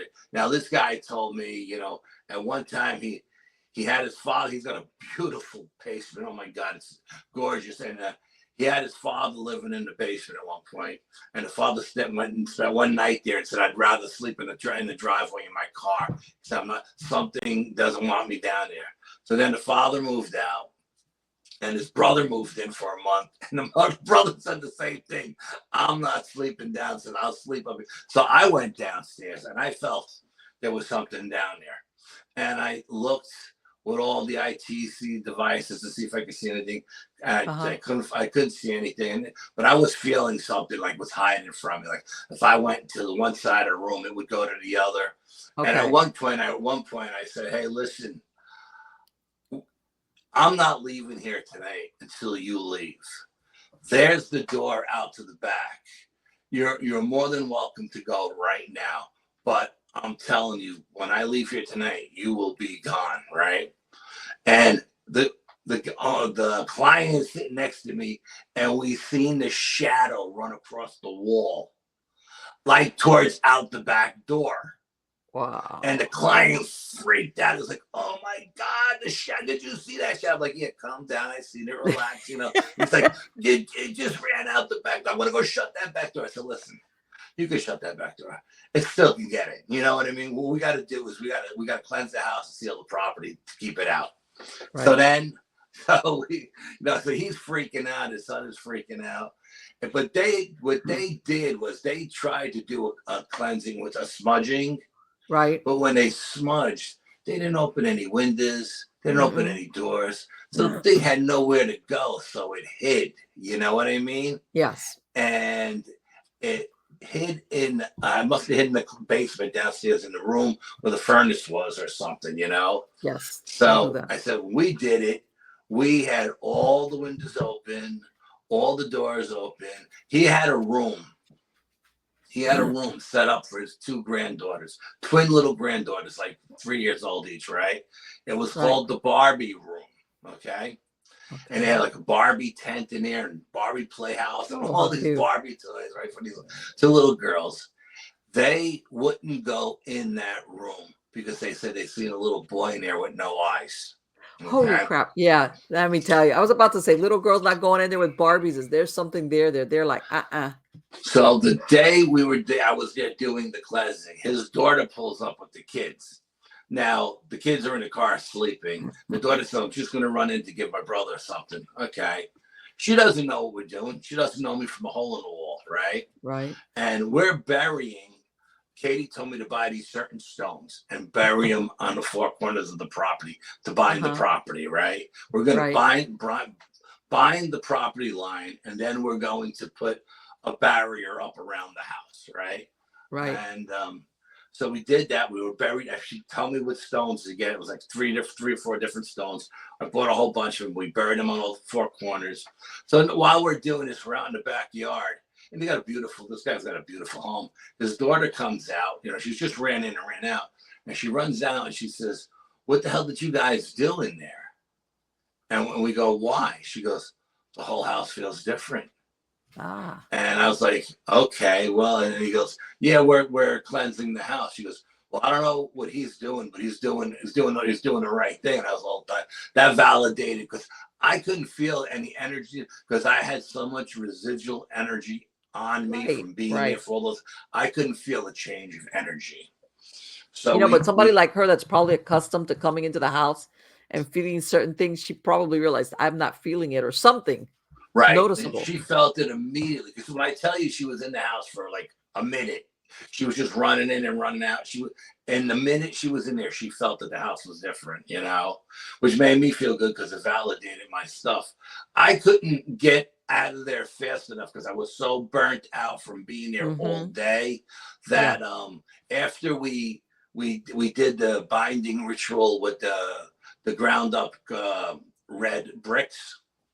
Right. I jumped in my car and drove home as fast as I could, right? I get home, and the client calls me and he goes, "Al, you ran out of here so fast. You left your bag under the table with all your equipment in it." I was like, "Oh man, I gotta go back now tomorrow. I don't want to go back. I'm so burnt out. This house burnt me out so much." But I said, "Okay, I'll swing by tomorrow and pick it up." So in the meantime, his daughter shows up that night with the twins. And what they usually do is, when they walk in the front door into the foyer, the twins are always holding. He goes, the twins are always holding hands, and they look around, they look up, and they look around, and they say, "Pop, pop, put on the lights, all the lights." And they walked in the house. They were holding hands. They looked around, and they looked at each other. And they said, they go, "Papa, house is different." And they skipped off into the playroom, the Barbie room, and they played.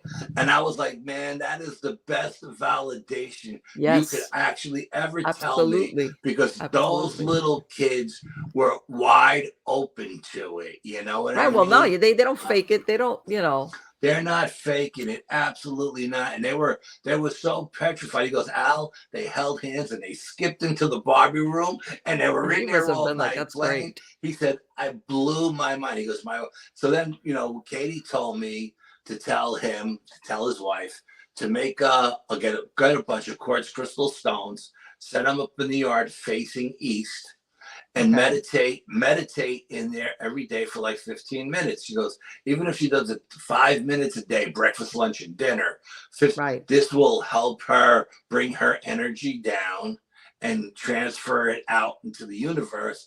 This way, the house is not going crazy. The cabinets are not opening. The drawers are not flying open. Things are not flying off the mantelpiece, because it was her chaotic energy that was making sense. And I felt it the first time I went in there. I met her. I said hello. We had coffee and cake, and we were talking, because the first time it's just a meet and greet, and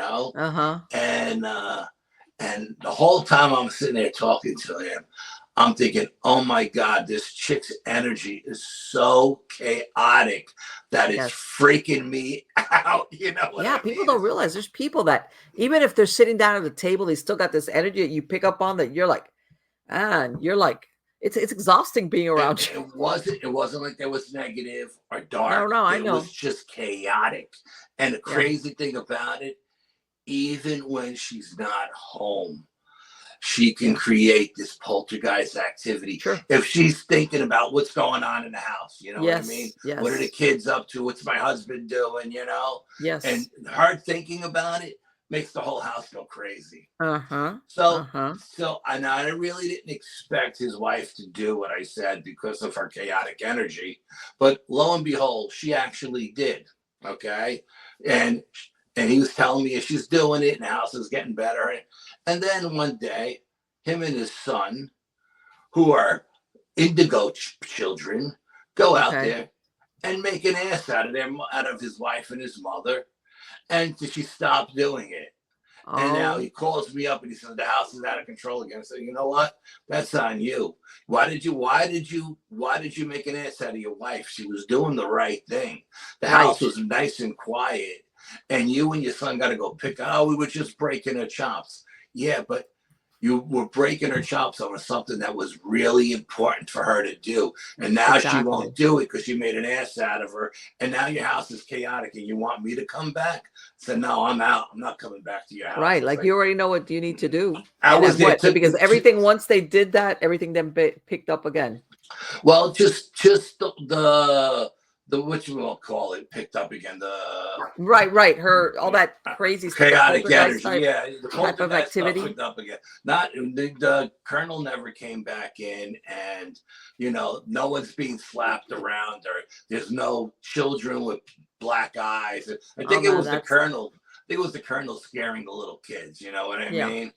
And they might have stirred something else up from that cemetery.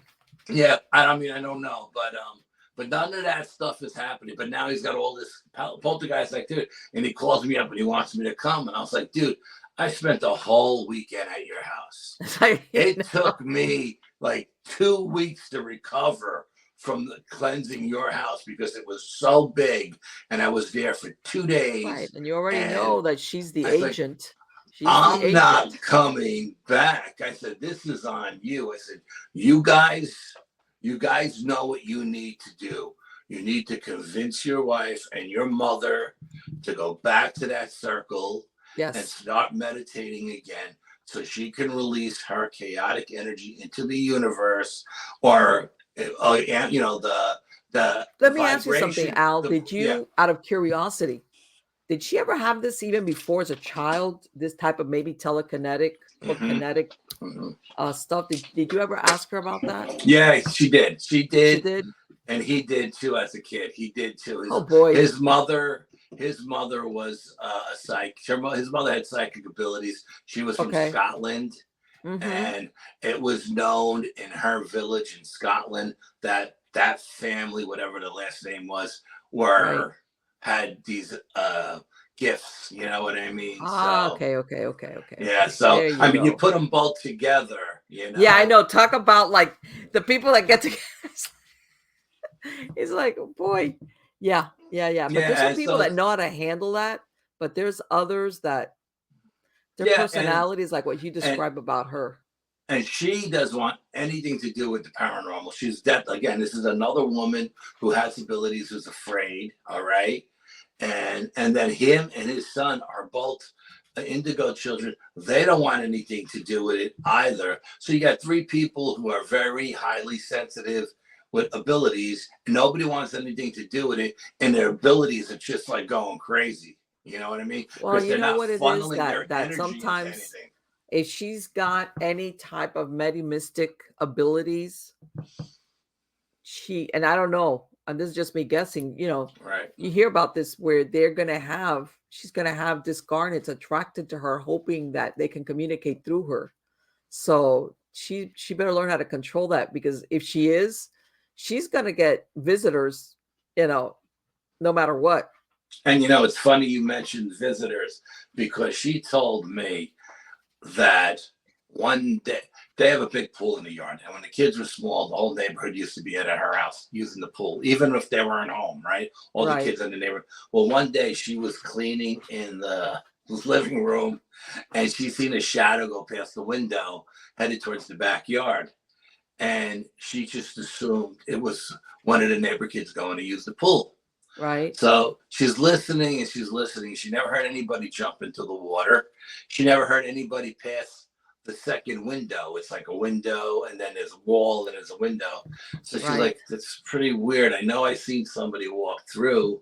And like I said, this is this used to be farmland. This used to be all woods. And now they have these giant homes on huge amounts of property. Okay. The Okay. homes are not on top of each other, but you can see them all because they're all cleared out, right? And so she goes out and she looks out in the back patio. She doesn't see anybody. So she walks out to the edge of the house and she looks around the side and she says, Al, hand to God, there was a Sasquatch in my flower bed What? pulling out certain flowers. She says, have you ever heard of them pulling out these particular flowers? And I started laughing hysterical. I said, yes, they love those particular flowers. And if you have a bush with those flowers on it in your garden, but they will definitely come and take those flowers. She goes, it was absolutely crazy. She goes, it was like a 7-foot Sasquatch. She goes, and the vibe I got from it is that it was a young female. She felt that it was a female. So then the husband says to me one night, he says, you're not going to believe this, but I'm sleeping in the recliner. It's like 3 o'clock in the morning. He's sleeping in the recliner. The TV is still on. And he hears bang against the house, like a car hit the house. Right. So he jumps up off the recliner. He's like, what the hell was that? He runs to the front door. He opens the front door, puts the sensor lights on. There's nobody there. So he goes to the back, puts the sec, and he looks, and he says a Sasquatch again in the flower bed. And I think the Sasquatch was pissed because it was 3 o'clock in the morning. The lights were on, the TV was on, and she just wanted to get in and out. And so she slapped out. She said, so when it seen me peek around the corner, it took off running to the front of the house. I ran to the front of the house to see it. He goes, when I got to the front door, it stopped and it growled at me. He said it did something like it just went like screamed at him. He said, so they've both seen it then. He said when it screamed at me, he said I felt like all the hair on my head was flying backwards, like I was in front of a fan. He goes, I never felt anything that powerful before. He goes, I couldn't close the door fast enough. I bet. He goes, but when I opened up the shade to look at it, to see where, as it was running up the street. Now, this is the neighborhood with no street lights. Okay. As it's running up, it would run like 200-300 yards, turn around, look at his house, scream again, run, stop, scream again. And every time it screamed, all the lights were going on and all the houses in the neighborhood. He said, let me ask you, is that area eventually, what is it? It leads off in like to a wooded area or what? That area is literally connected to one of my hotspots. Oh, yeah. You're kidding. And I said, I guarantee you that the ones I'm dealing with at my hotspot are probably the ones coming here, because this was all woods or farms at one time. Yes. And they've been coming through here for hundreds of years. You know what I mean? Right. And they were probably coming through when it was farms to get, cows or vegetables or whatever, you know what I mean? Whatever right. Chickens, whatever they could get. Now that that's all gone, they're getting berries and apples off of trees and flowers, certain flowers that they really like a lot. And I was told that certain flowers are used for medicinal purposes, and certain flowers are used just for like a food source because they're really sweet and whatever, they taste great or whatever. So yeah, it's crazy. So I was like, yeah, I go, my hotspot, my Sasquatch hotspot is literally down the street. He goes, yeah, he goes, it's funny you say that because this guy is for someone who doesn't want anything to do with paranormal, he does a lot of research, right? And he's like, I researched that area, and that area's got a ton of Bigfoot sighting. And I said, yeah, maybe one time I'll take you to my hot spot, He goes, oh, okay. No. He goes, I'm not going in the woods at night looking for these things. He goes, you're nuts to go in there at night and associate with these things. I go, hey. What? Well, after that experience, I don't blame. I said, I have a good rapport with this family unit, and I've been going there for years, and nothing has ever happened to me. So, Hey, let me... Al, and when you say a family unit, are we talking like mom, dad, like nuclear family kind of deal? Yeah, I think it's a mom and dad and children and maybe aunts and uncles too. You know what I Okay. mean? I really do. I think they they have um, they have a home range over one of the ridges, which is down in a valley. It's really beautiful, green, plush valley, but it's hidden by ridges and mountains all around it. You know what I mean? And when I'm at the sacred site, which I call the sacred site, there's always someone up on the ridge, like a sentinel watching me. You know what I mean? Really? So they got And lookouts, huh? yeah, and then as I start doing my rituals to bring them in, whatever I'm doing that particular night, they'll come down. Sometimes it's just the sentry coming down to see what I'm doing. Sometimes it's just the adolescents creeping Okay. down because I put out all kinds of bells and whistles and stuff like that. Okay. Sometimes it's the big guys that come down and surround us and want to know what's going on. Let me ask you, Um, do they leave or come back depending on the weather, or are they there year round? No, they're here year round. But what I believe they have is I think they have like a giant like circumference, which is their Mhm. home range, right? And what they Okay. do is they travel that circumference during the course of the year. They may only be at certain points of the year at certain locations for maybe 2 or 3 months. Um, my hot spot, I do know they're there during the summer, but I have the best um, success with them in the fall. Okay. After the fall, I don't know if they're further north or east or west or where they are south. But I believe they work in a circumference like that. This way they don't kill off all the food at any one Okay. particular location. You know what I mean? And I Okay. also think it also has to do with with the food source that's in season at that time. Sure. Yeah. Yeah. And I tell people all the time. I was on a Bigfoot show the other night, and someone in the chat room asked me, what do you feed them? I said, first of all, I don't feed them. I give them trinkets. There's bells, whistles. They love squeaky toys like the dogs have and everything. Uh-huh. I was like, but if you're going to feed them, and I know people who feed them, I said, never feed them meat because they will come to your house looking for more. So Oh never feed boy. them meat. And I said, because I had a friend of mine who did that, and I told him, don't do it. He did it. They came to his house, banging on the side of his house looking for more. Why? Because that meat, they were like, wow, this is great. This is good stuff. Yeah, absolutely. And then he had to switch over to like fruit. I always say, feed them no matter where you are in the United States. If you're up north, out west, out east, down south, feed them with stuff that they would find naturally in your area. Like Right. down in Florida, it would be grapefruits and watermelons and Yeah. The bananas and stuff citrus, there's a like lot of that. citrus down Yes, here. stuff like that. Up here, it's more apples and pears and Yeah. berries and stuff. A lot of nuts during the fall when all the trees let the nuts out. You know what I mean? Uh-huh. They harvest all those nuts and they use those nuts as a food source. You know what I mean? Right. But those nuts are only here in the fall, and I think that's what they're harvesting when they're at my location during the fall on October and stuff. I think Okay. they're there for the nuts because the berries are all gone, unless they're actually hunting, deer or rodents, raccoons or stuff like that, which they could be. Sure.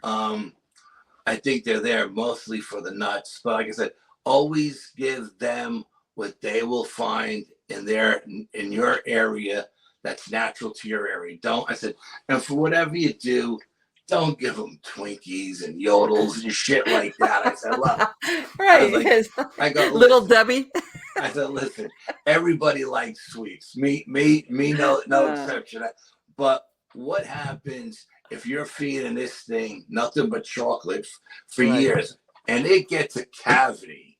And then Yes. I come along thinking I'm going to have a nice encounter, and it's got a terrible toothache and it rips my head off my shoulder. You There know you what I go. mean?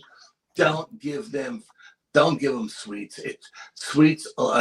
only sweets that are grown naturally in the wilderness, not chocolate and Twinkies and shit like that. Because I know people give them stuff like that, Of course. and like everybody else, they love the sweets too, but we don't know how their body processes that Exactly. Yeah. stuff. About the only Yeah, thing I so could think of naturally occurring besides fruit is maybe honey, yeah, which is honey, just they love honey, absolutely, yeah. They love honey. Absolutely. They love honey. Yeah, they do. So they do have a sweet tooth, but give it to them naturally. Yeah, if you want to leave them a jar of honey, I don't have a problem with that. You know let me what I ask you something, mean? Al. I know that you've besides the do you have or have you heard of any sightings in your area in your neck of the woods about Mothman or any flying humanoids or anything like that? No, I have never heard of anything, any flying humanoids in my area of the woods.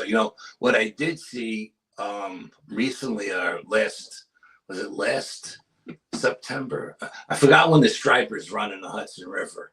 But every year at a certain time, the stripers run up the Hudson River, and my Right. son-in-law is a big fish guy, and my Okay. son and I were out with him one year when the stripers were running, and I swear to God, there's 100 boats out on the Hudson River. Everybody's pulling in stripers like they're going out of style. My son-in-law got one; it was like 3 feet long, right? Right. And I seen a shadow go over the river because it was a beautiful sunny day. So I looked up to see what made that shadow because it was so big. I thought it was maybe somebody on a kite that jumped off the Palisades cliffs and was, Uh-huh. and it was a fucking thunderbird. And what you must have been like, did you do like one of those like am I seeing what I'm seeing? I slapped my son and my son-in-law and I said, "What's that?" And my son looked up and says, I don't see anything because he doesn't want to admit anything exists, Oh, he's right? one of those. And he goes, I don't see anything. And my son-in-law says, and my son-in-law's a hunter too. He looked up and he's like, I don't know what the hell that is. And I'm looking around at all these fishermen, Right. and there's boats all around us, and everybody's looking down into the water, pulling. Nobody's seen it. I was And I about was to like, say everybody's paying attention to the the water, what they're fish, bringing yeah. in. And I'm thinking, this thing must have knew that the stripers were running today. You know what I mean? And Yes, was that's what I was thinking. coming here for a protein source. Because I'm telling you, some of those stripers were humongous. My son, if I send you the picture of the one my son-in-law caught, it was like 4 feet long. It was humongous. And I was like, I couldn't believe it. It came, it did a couple of, swoops with its wings. Mm-hmm. And I swear to God, it went around. It went from the west side of the Palisades across to the east side of New York State, back around again, over the cliffs, and then it was gone. Just one giant circle. And I guess they'd seen all the people, all the boats on the water, and they said, the hell with it. It's just too many people to try to dive bomb in and grab something, Yes. because it was humongous. Yeah. It was humongous. When I tell you, it was the biggest bird I've ever seen in my life. Let me tell you something, people don't realize. I mean, apart from like little normal sized birds, and the reason why I know that is I'm really aware of birds of prey. So whenever I see that shadow on the ground, Yep. I look up because some of these birds, and I know what you're talking about as far as it casting a shadow, which makes you look up to see like, man, what is that? Because normally your normal regular birds, they don't do anything as far as to catch your attention. But I know exactly what you mean. The only times I've been out and I seen shadows on the ground that made me look up was turkey vultures are very big, and bald eagles.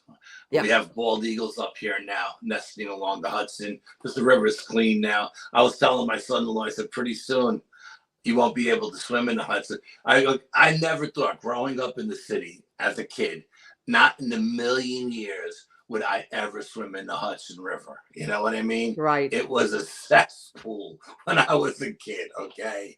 I got video of me now on floats getting pulled 100 miles an hour up the river, you know what I mean? Because the river is so clean now. It really is. And I said, it's not going to be long now before the sharks start coming back. I said, we're going to end up getting bull sharks in these rivers. I was about to say, what do you got? That brackish water, the bull sharks? Yeah, because the Native Americans talk about being attacked by sharks, and back in the old days, and they said there's certain times of the year you can't go in the water swimming or to clean yourself because you'll get eaten. Right. They actually would make walls, like stone walls, like almost like to use them as like baiting beds, so they could go in the river and fish and bathe and not have to worry about a shark coming over and getting them. There are stone walls that run underneath the Hudson River that nobody wants to talk about.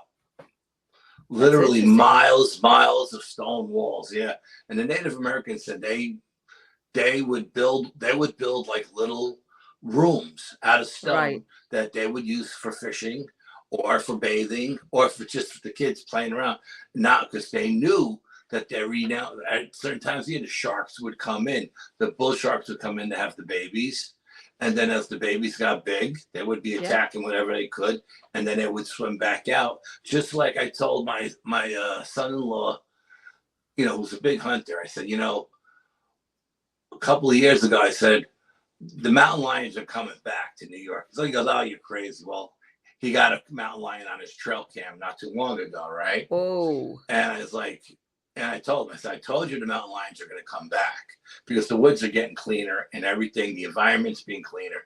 I said, now we're going to have wolves. Wolves will be coming back as well. I said, you mark my word, at some point, somewhere in New York State, someone will see a pack of wolves running at night. And it's going to be because they're coming down out of Canada, hunting, and the food. There's so many deer here. You know what I mean? Right. That's the thing. And all these predators, that's what they follow as their food source. Yeah, because with all these predators being gone for so long, the deer population has just exploded to beyond. They all they had to worry about was us hunting them. Nothing else was hunting them. Well, now the mountain lions are back, and I guarantee you, if not this summer, next summer, the wolves will be back as well. Yep, I'm telling you. That'll be interesting. And I'm telling you, the sharks will be back in the Hudson River again at some point. And let me tell you something, those bull sharks, everybody thinks of Jaws and the great white. Really, those bull sharks are more dangerous. They're more of a man-eater. Bull sharks, tiger sharks. Yeah, well, bull sharks are the most aggressive out of all the sharks because they have the most, what do you call that in them? Steroids or whatever, what do you call that stuff that the men have that make them, testosterone. They're known that, some species of sharks are more aggressive than others. They have the highest amount of testosterone in them than any other shark. That's what makes them so aggressive. Right. So they're known to be. That's why there's a lot of attacks. So Well, and they swim in shallow water. So are you going to go in the Hudson again? They hunt in shallow water. You're going to go tubing too. Are you going to go tubing then? Well, or are you going to be like, wait a minute? Until somebody sees a fin in the Hudson River, yes, I will continue to swim in the Hudson River.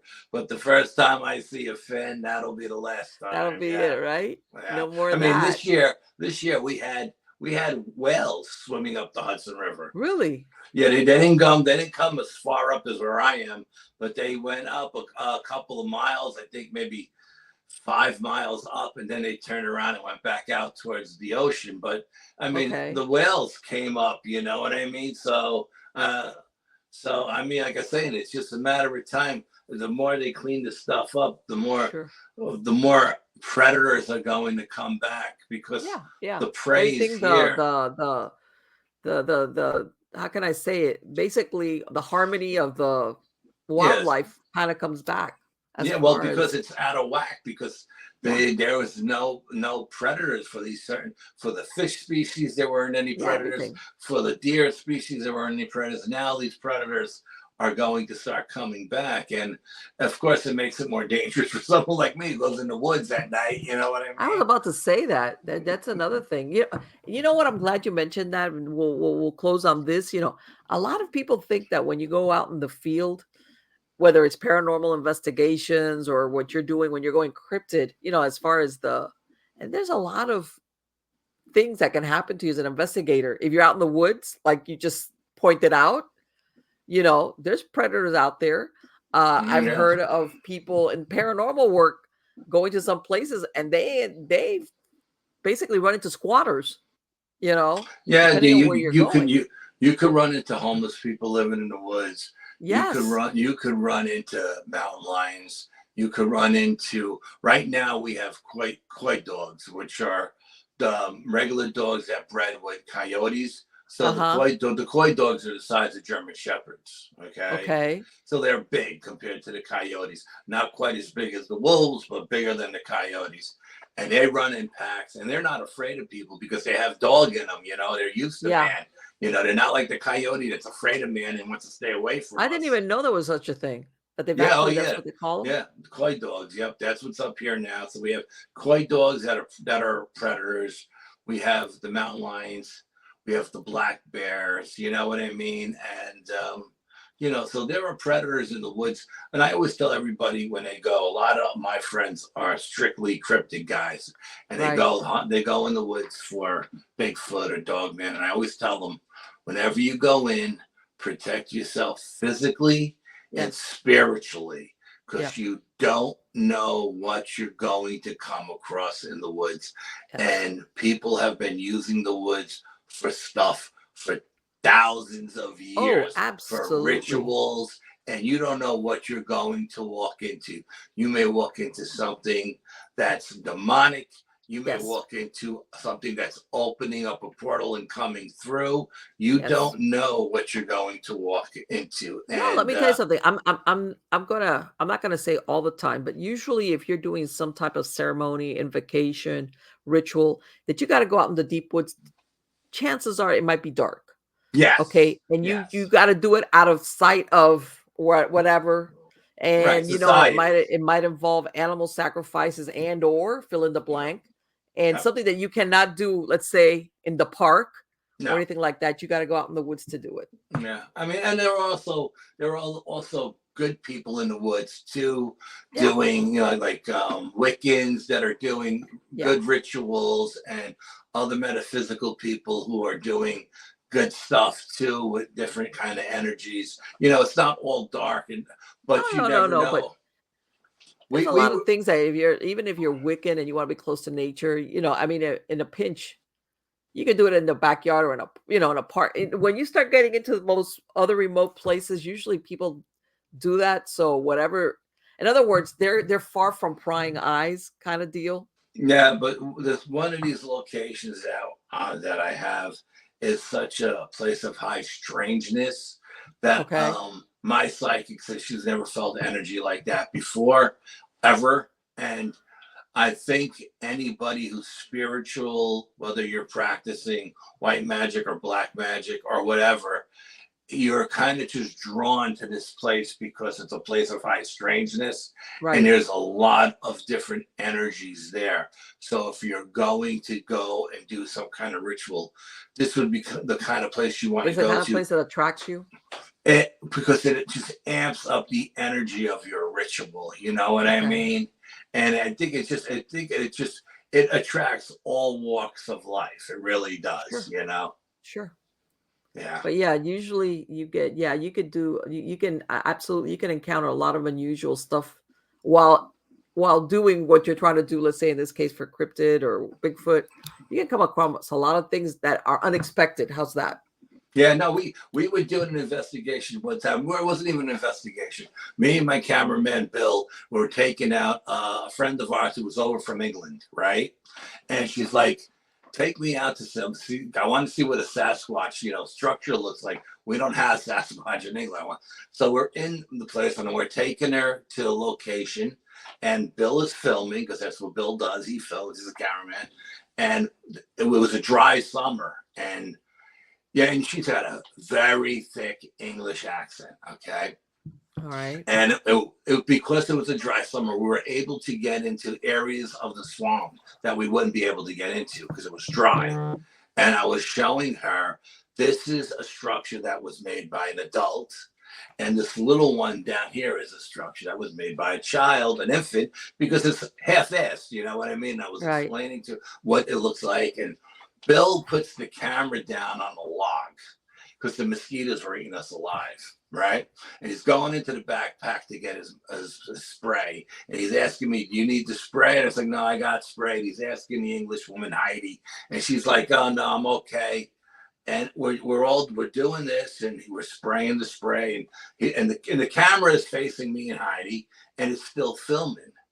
When Bill went home, because Heidi was staying at his house, they put the day's events up on the big TV so they could relive it.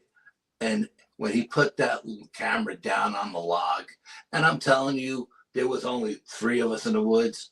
You heard a woman's voice, not once but twice, go, Bill. And then it went 2 minutes later. It went Bill, like Bill. And he calls me up and he goes, dude, you're not gonna believe it. I got a Class A EVP. And he's freaking out. And I go, what are you freaking out for? This is what we do. He goes, yeah, but they're not calling your name. They're calling mine. I was going to say, hey, you know what? I'm out there looking for Bigfoot and I'm getting an EVP. And everybody he listened to it all thought it was Heidi. And I go, how could they possibly think it was Heidi when Heidi was having a conversation with me? And you can hear her English in the accent in the background talking to me. And the woman who said Bill had no accent. It was just Bill, just like that. Clear as day. It was an A+ EVP, mind-boggling, and that's incredible. Yeah, but yeah, I'm glad you point that out. You know, when you least expect it, you get it. Yeah, we didn't hear it audibly, none of us, you know, and we were in those woods all day. And if he didn't go back and put it on the big screen to show, you know, the events of the day, he wouldn't have heard it until whenever he reviewed it. He's looking for the mosquito spray, and he's getting an EVP. And that's why I say protect yourself spiritually and physically. You know, I don't allow anybody to take firearms with me because I don't trust anybody with a gun but myself. And if I don't have one, you're not going to have one. But we take 18-inch machetes, 10-inch survival knives, pepper spray. You know what I mean? Right. We got some kind of steel to put between us and what's ever out there, you know? Sure. And we always sage before we go in. We say a white prayer. We hit us with holy water, holy oil, sweet grass, you know. We go in, and when we come out, we do the same thing. I cleanse my equipment going in, and I cleanse my equipment coming out. And I tell people all the time, cleanse your stuff because you're using it to make contact. And entities just don't attach to dolls. They can attach to anything. Absolutely. So if you don't want any hitchhikers coming home with you, cleanse your equipment before you go home. You know, everybody thinks that attachment is only like to antiques and stuff like that. Yeah, No. No, like you said about those dolls. You know how everybody thinks about, you know, those old dolls, and I go, no, 60s, 70s, it could be any object. Anything. It could be a sword.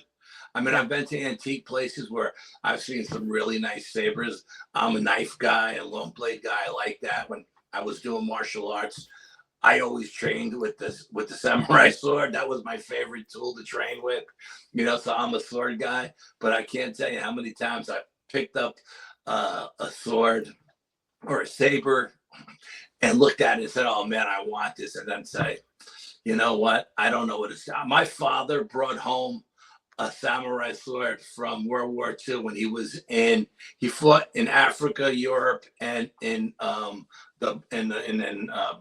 Burma, right? In the South Pacific. He brought home a German Luger from Europe, and he brought home a samurai sword from Burma. And on that samurai sword, it has like 75 notches on it. Oh my God. You know what I mean? So whoever wielded that thing was a profuse killing machine. Yeah. You know?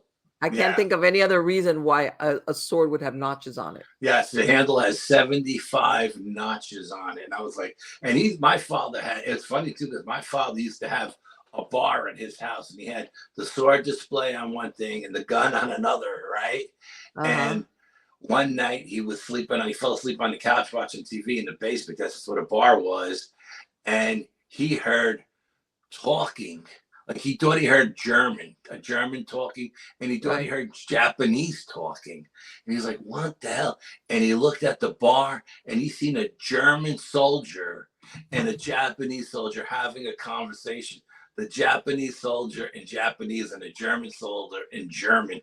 And he just went like, whoa, that's crazy. And he asked my mother, he said, did you see that? And my mother said yes. My mother was psychic, so my mother seen it, you know. But she didn't say anything to him because she knew he didn't believe in anything. But it woke him up out of a deep sleep. And I bet you, was that one of the last times he slept down in the basement?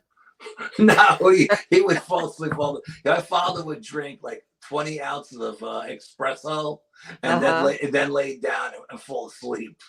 You know, well, you know what? There's people.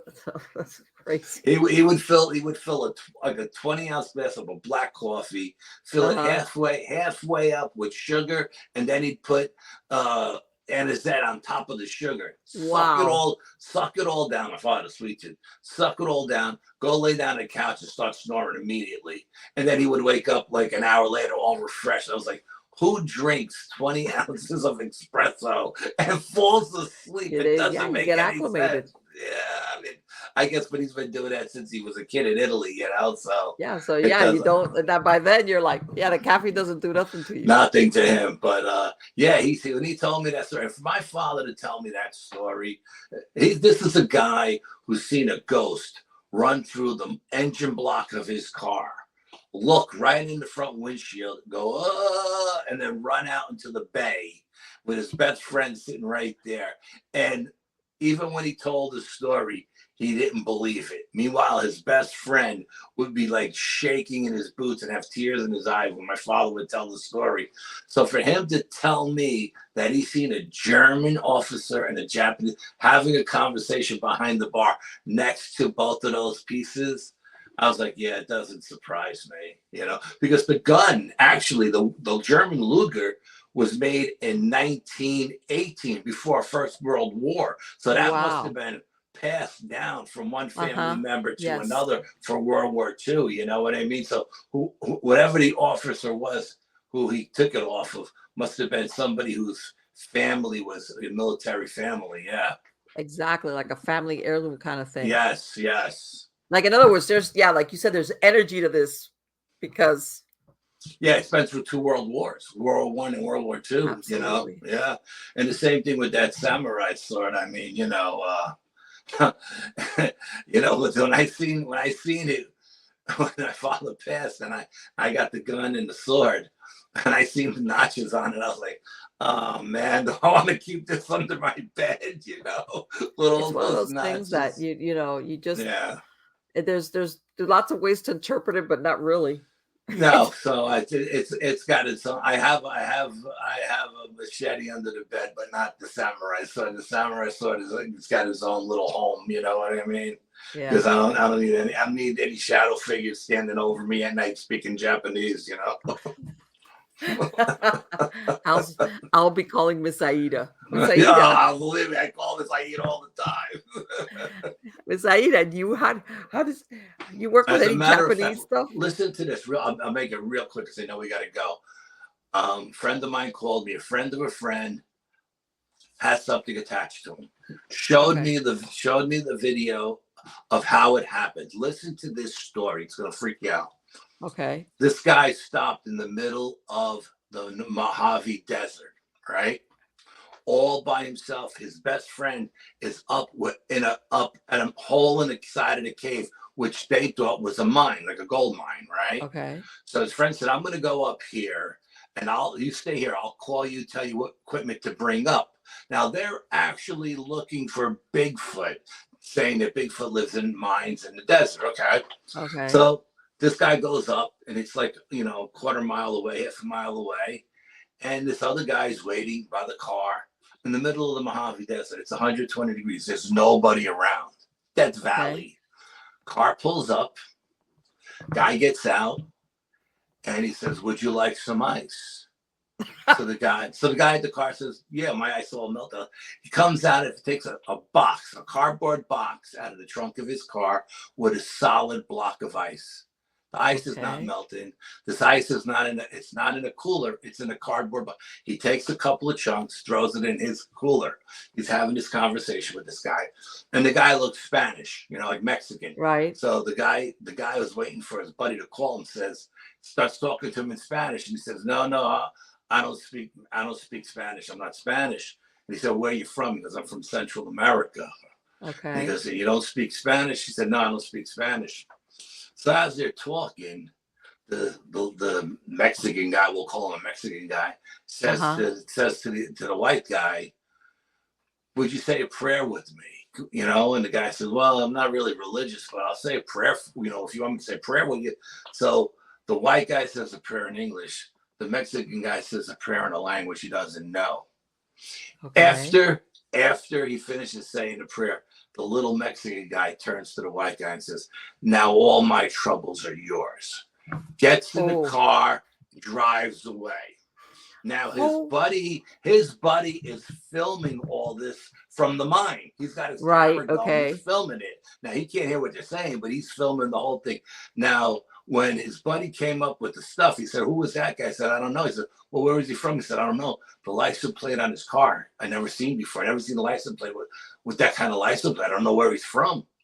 So he said, well, what did you do? He said, well, we said a prayer, but he said in the language I never heard of before, So now they're at the mouth of this cave, and the guy with all the equipment is about to go in. And as he goes in, a rush of air comes out of this cave. Now the cave only goes back 10 feet. You know what I mean?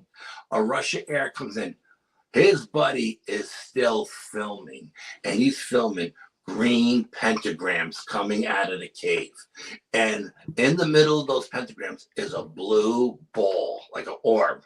Okay. The guy who was going in, whatever this thing is that rushed out, knocked him down. He's laying on the ground looking up, but he sees the different color pentagrams. He sees the blue ball. It goes by him. They find these stones set up in a circle, like a fire pit, but it wasn't a fire pit. Then they found like a cairn made out of stones with a standing stone on top of it, and they don't know what the hell they're looking at. So as they're moving around the mountainside, his friend is continuing to film him. And I swear to God, if you see the video, it'll blow your mind. The guy's face morphs. He changes. He doesn't look like the same old white guy that was down by the car. He looks like a Mexican.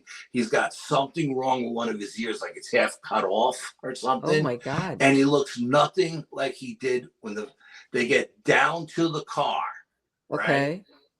And his buddy is still filming, and his eyes change. They look like reptilian eyes, right? So he calls me up. I'm watching this guy. My friend's a podcaster like you, and he had this guy on his show. And the guy says, ever since that guy said that to me, I've had nothing but bad luck. My car broke down. My house burnt down. I've been bitten 4 times by poisonous snakes, and I still haven't died yet. So he goes, I don't want to call it a curse, but I'm going to call it bad luck. So I typed in the chat room, dude, you're fucking cursed. You know what I mean? Right. So after the show was over, my friend calls me, because everybody in the chat room says, you gotta talk to Al. You gotta talk to Al. He knows all the right people. You gotta talk to Al. So my friend calls me after the interview's over. He says, do you know anybody who can help him? I said, I don't know if I know anybody to help him, but let me ask around. So I call Miss Aida, and I tell her all this, and I said, I think the guy is cursed. I don't know for sure, and she goes, what language did the guy say the other prayer in? I said, he didn't know. He never heard it before. So maybe he was Mayan. I don't know if he was Mayan. Well, you know what? Even out of Guatemala, they have the Mam Indians that, believe it or not, right, their first language is Mam. They know Spanish, but maybe that thing about he didn't know Spanish, but he just didn't want this guy. He thought, what if he knows Spanish and he's going to realize that what I'm putting on him is a good curse? Right, and that's what Miss Aida said. When he was saying his prayer in English, who knows what this guy was putting on him? Sure. So anyway, I said, do you think he's cursed? And Miss Aida said, no, those things that were there, that circle of rocks and that standing stone, she said they were put there to keep something in that cave. Okay. And when this guy said, because this guy said to him, oh, you found that cave up there? That's a really important cave. That's what he said to him when he first started the conversation. And so she goes, I think those things were put there to bind something. And when that guy put that spell on him or whatever he said to him, that broke the bind. And when that thing came out, she says that she believes that that guy has a demon attached to him now. She goes, he's not cursed. He has an attachment. So he goes, she goes, Al, if I was to fly out to Washington State, it would cost, I would need a team to deal with this. And it would cost this guy like 10 grand. She goes, the best thing he could do is find a Catholic church out there that's willing to do an exorcism on him, because that's what he has. He's got a demon. So I've been reaching out to people like John Zaffis and Larry Elwards and all these other people I know who are in the demonologist field, you know. Right. See if they got a contact out there. Do you have anybody out there that we could put in contact for this guy? And Miss Aida gave me a name of somebody, and John gave me a name of somebody, John and Larry. And so I reached out to them. One of the guys did reach out back to me. He wants to know more about it. And I said, listen, here's my phone number. Call me, because I'm not going to text this whole big schmeal out to you. I don't like texting as it is. But if you want to call me and talk to me, I'll be more than happy to tell you the story. But it is, so my friend, actually, when he was showing the video of his eyes turning like the slits, he screenshot it on his computer, and he sent me an image of it. He goes, this way you can send it to these people if you have anybody, you know, so they can see what this guy is dealing with. Because, and I asked Miss Aida, I says, how do you get bit by 4 poisonous snakes? I know, that's like, and not die. Yes, not die. And she said she had a name for it. She actually had a name for it. She said, because of the demon that's attached to this guy, poison doesn't do anything to him. You know what I mean? Like the poison doesn't kill the demon. And because the demon is attached to this guy. Yeah, no, this is his host. So he's protecting his host. He's protected. Because this guy has been out in the wilderness. He's 80 years old, this old man. He's been out in the wilderness for 60 years, never been bit by a snake once. Now he's been bit 4 times, right? And they're all poisonous snakes. And all different kinds, too. It's crazy. Let me tell you something. But just the fact that you're in the Mojave, up drives this guy selling ice. Say, you want some ice? Not even selling. He said, would you like some ice? Oh, no, okay. You want some ice? I'd be like, what? Yeah. That is so unusual. And the old man is 80 years old. You know what I mean? So he said, would you pray with me? He said, a lot of people don't realize that a lot of those things start as exactly what you just described. It's called an exchange. An exchange, yeah. Well, Miss Aida had a word for it as far as, you know, the demon and protecting him from the poisonous snakes and stuff. But I never heard the word before, and I couldn't remember it if my life depended on it. But like I said, she gave me and someone's name, and Larry Elwards and John gave me somebody's name. So I'm trying to find somebody who knows somebody on the West Coast. All of my interviews are basically done on East Coast to like the furthest most of the time I go is like Colorado. Let me ask you something, though. Is he willing? Is he aware that he needs that help? Yes, he's aware that he needs help, and he's willing to do whatever it takes to get rid of this, because whatever this guy did to him, you know, whether it's a curse or an attachment or what, or put a spell on him that would release what was ever in that cave, break that binding spell, you know what I mean? Whatever it was no. And the crazy thing about it is the cameraman who was filming on a regular camcorder and on his smartphone, and he caught exactly the same images on both phones, which was exactly what the old man on the floor saw with his naked eye. Wow. So it wasn't artifacts from one camera or the other. Or You know was what I it? mean? Or yeah, one camera's just whatever it captured it, but why wouldn't Right. the other one? Yeah. So they both Exactly. caught it exact. There was no artifacts. With any digital artifacts to make it, everything that the cameras caught, the old man seen with his naked eye. It was just unbelievably crazy. And the best thing about it is his partner, who was up at the cave, was Right. filming the whole time. He filmed the whole episode of the car pulling up, the guy getting out, giving him the ice, saying the prayer, getting back in the car, driving away, and that was it. It would be really interesting if he could.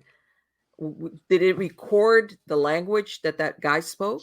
No, he was too far away. Too far away. It was just video. There was no audio. Yeah, no, he was too far. He was like a quarter mile away up on the mountain. It'd be interesting if it would, somebody could, like, hey, is there any way, a snippet of it and see if anybody would recognize it? Miss Aida said, just your intent trying to help this guy, you're putting yourself in harm's way. I want you to start wearing like a blessed cross or something. So I got my St. Michael's medal on today that's been blessed, and I'm wearing an iron bracelet that she sent me. There you go. Yeah. So yeah, no, you know what? She is absolutely right. She's absolutely right. The last whatever's there, with this guy is going to try to detour anybody that's gonna, especially with an exorcist, that's gonna like oust him out or him, whatever it. Yeah, of course. Yes. Yeah, this is way above my pay grade. I'm no way, because she goes, Al, if I go out there, she goes, I'm putting myself in harm's way. Yeah, because this is dark and this is powerful, And I was like, yeah, no, I don't want you. I want your, your advice. Whatever it is that they bound in a cave. Yeah. That's not your run-of-the-mill dead person. And it could have been the Native Americans, Apaches, or Navajo, whoever out there that bound that thing in that cave. You know what I mean? Yeah. But the question is, why would that guy? It's almost like, you're waiting for the patsy to come along and go, wait a minute. I want to say it's almost like a trade-off, like exactly like what he said. Maybe it was bound there or something. I can get it off of me. No, all my problems are yours now. Yeah, something to that effect. Yeah, but I asked Miss Aida. I said, "Look, the vibe I got from the video, not knowing anything about it, right, was that dude with the ice was a witch. I felt like he was a witch." And Miss Aida said, "Al, you are 100% right. He was definitely a witch." Yeah. And I was like, okay, I just, like I said, I don't claim to be psychic, but that was the energy. Because when I seen the cave, I wrote in the chat room, I was like, that cave's got some bad mojo coming out of it. You know what? I mean? The eyes of all things, somebody all of a sudden wants to pray with you, but they're praying in some unknown language. I'd be like, what? Yeah, no, I would have just told him, sorry, dude, I don't pray. It's like, nah. Yeah, and I don't need your eyes, by the way, either. And the funny thing about it, he said, when they went out there that day with their coolers full of ice, their ice it was 120 degrees that day. Their ice only lasted like an hour. And this other guy's ice never melted. Incredible. That's very interesting. Isn't that insane? Well, it's just insane. Sometimes those witches, what they do is they ask to be brought somebody. Okay. Now, always there's the free will. This guy could have turned around and said, nah, I don't need ice. And no, I'm not going to pray with you. But they always want that chance. Like, bring me somebody that I could do whatever I want to do. And the funny thing about it is they were driving, when they were driving through the desert, they weren't planning to go to that cave. The driver just happened to see it out of his peripheral vision and said, I wonder if that's like a gold mining cave. Let me go see. And they pulled off and he went up to see, and then he called his buddy down below. He said, it's only like 10 feet deep. Well, you should bring up some paranormal equipment. Let's see if we can get anything out of it. And then this guy pulled up, and like I said, they were actually trying to prove that Bigfoots do live in the deserts and they're using the caves and the mines during the day, and then they're coming out at night nocturnally to hunt, you know, Right. because a lot of people say, oh no, they're only in the wilderness, they're only in the wilderness. Now, I don't personally believe that. I believe they're everywhere. They can adapt to all kinds of So this wasn't even a environments. planned stop per se. This was just something. No. He caught it out of the peripheral vision, and he seen it, and he pulled over, and his buddy was following him in a different car. He pulled over behind them, and it's just crazy. I mean, if the guy didn't film the entire thing, I would have never believed it. Never believed it. As crazy as it is. I mean, but could you imagine thinking you're doing something good, praying with somebody, and then he says, now all my problems are yours. But you know what? And this is the thing, I think, Al, that throws a lot of people for the loop, that sometimes they think that people think, oh, well, I wasn't meaning anything bad, and I just bought or took ice, and I was doing a prayer. It doesn't matter what your intent was. What matters is the intent of the other person. Right. In other words, sometimes you don't have to be that cooperative. And sometimes, like I said, the exchange lies in with the ice. That was like the opening. The exchange. Yeah, that was his thing to get to talk to that guy, you know, and to get to, you know, and he's seen an 80-year-old guy standing on the side of the road. Yeah. And he said, and the old man was smart enough to look at the car and at the license plate. And he said it was a license plate that he's never seen before in his life. He doesn't know where it came from or what it was supposed to represent. It wasn't anything that was in the United States. Well, let me tell you something. It could have come that from south of the border, you know, and you know, you can drive that car up and then just leave. I mean, eventually you would have to change your plate, but that doesn't mean that. I mean, the guy said he was like from Central America, but he didn't speak Spanish. But you don't speak Spanish, and you're asking a total stranger to pray with you, and then you pray with him in a language that he's never heard before, you know. Oh man, just the whole thing is crazy. Yes.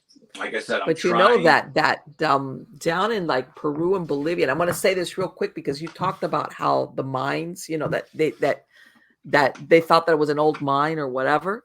Mm-hmm. Down in those areas, a lot of the natives are the ones that are the mine workers, because it's very difficult conditions to mine there.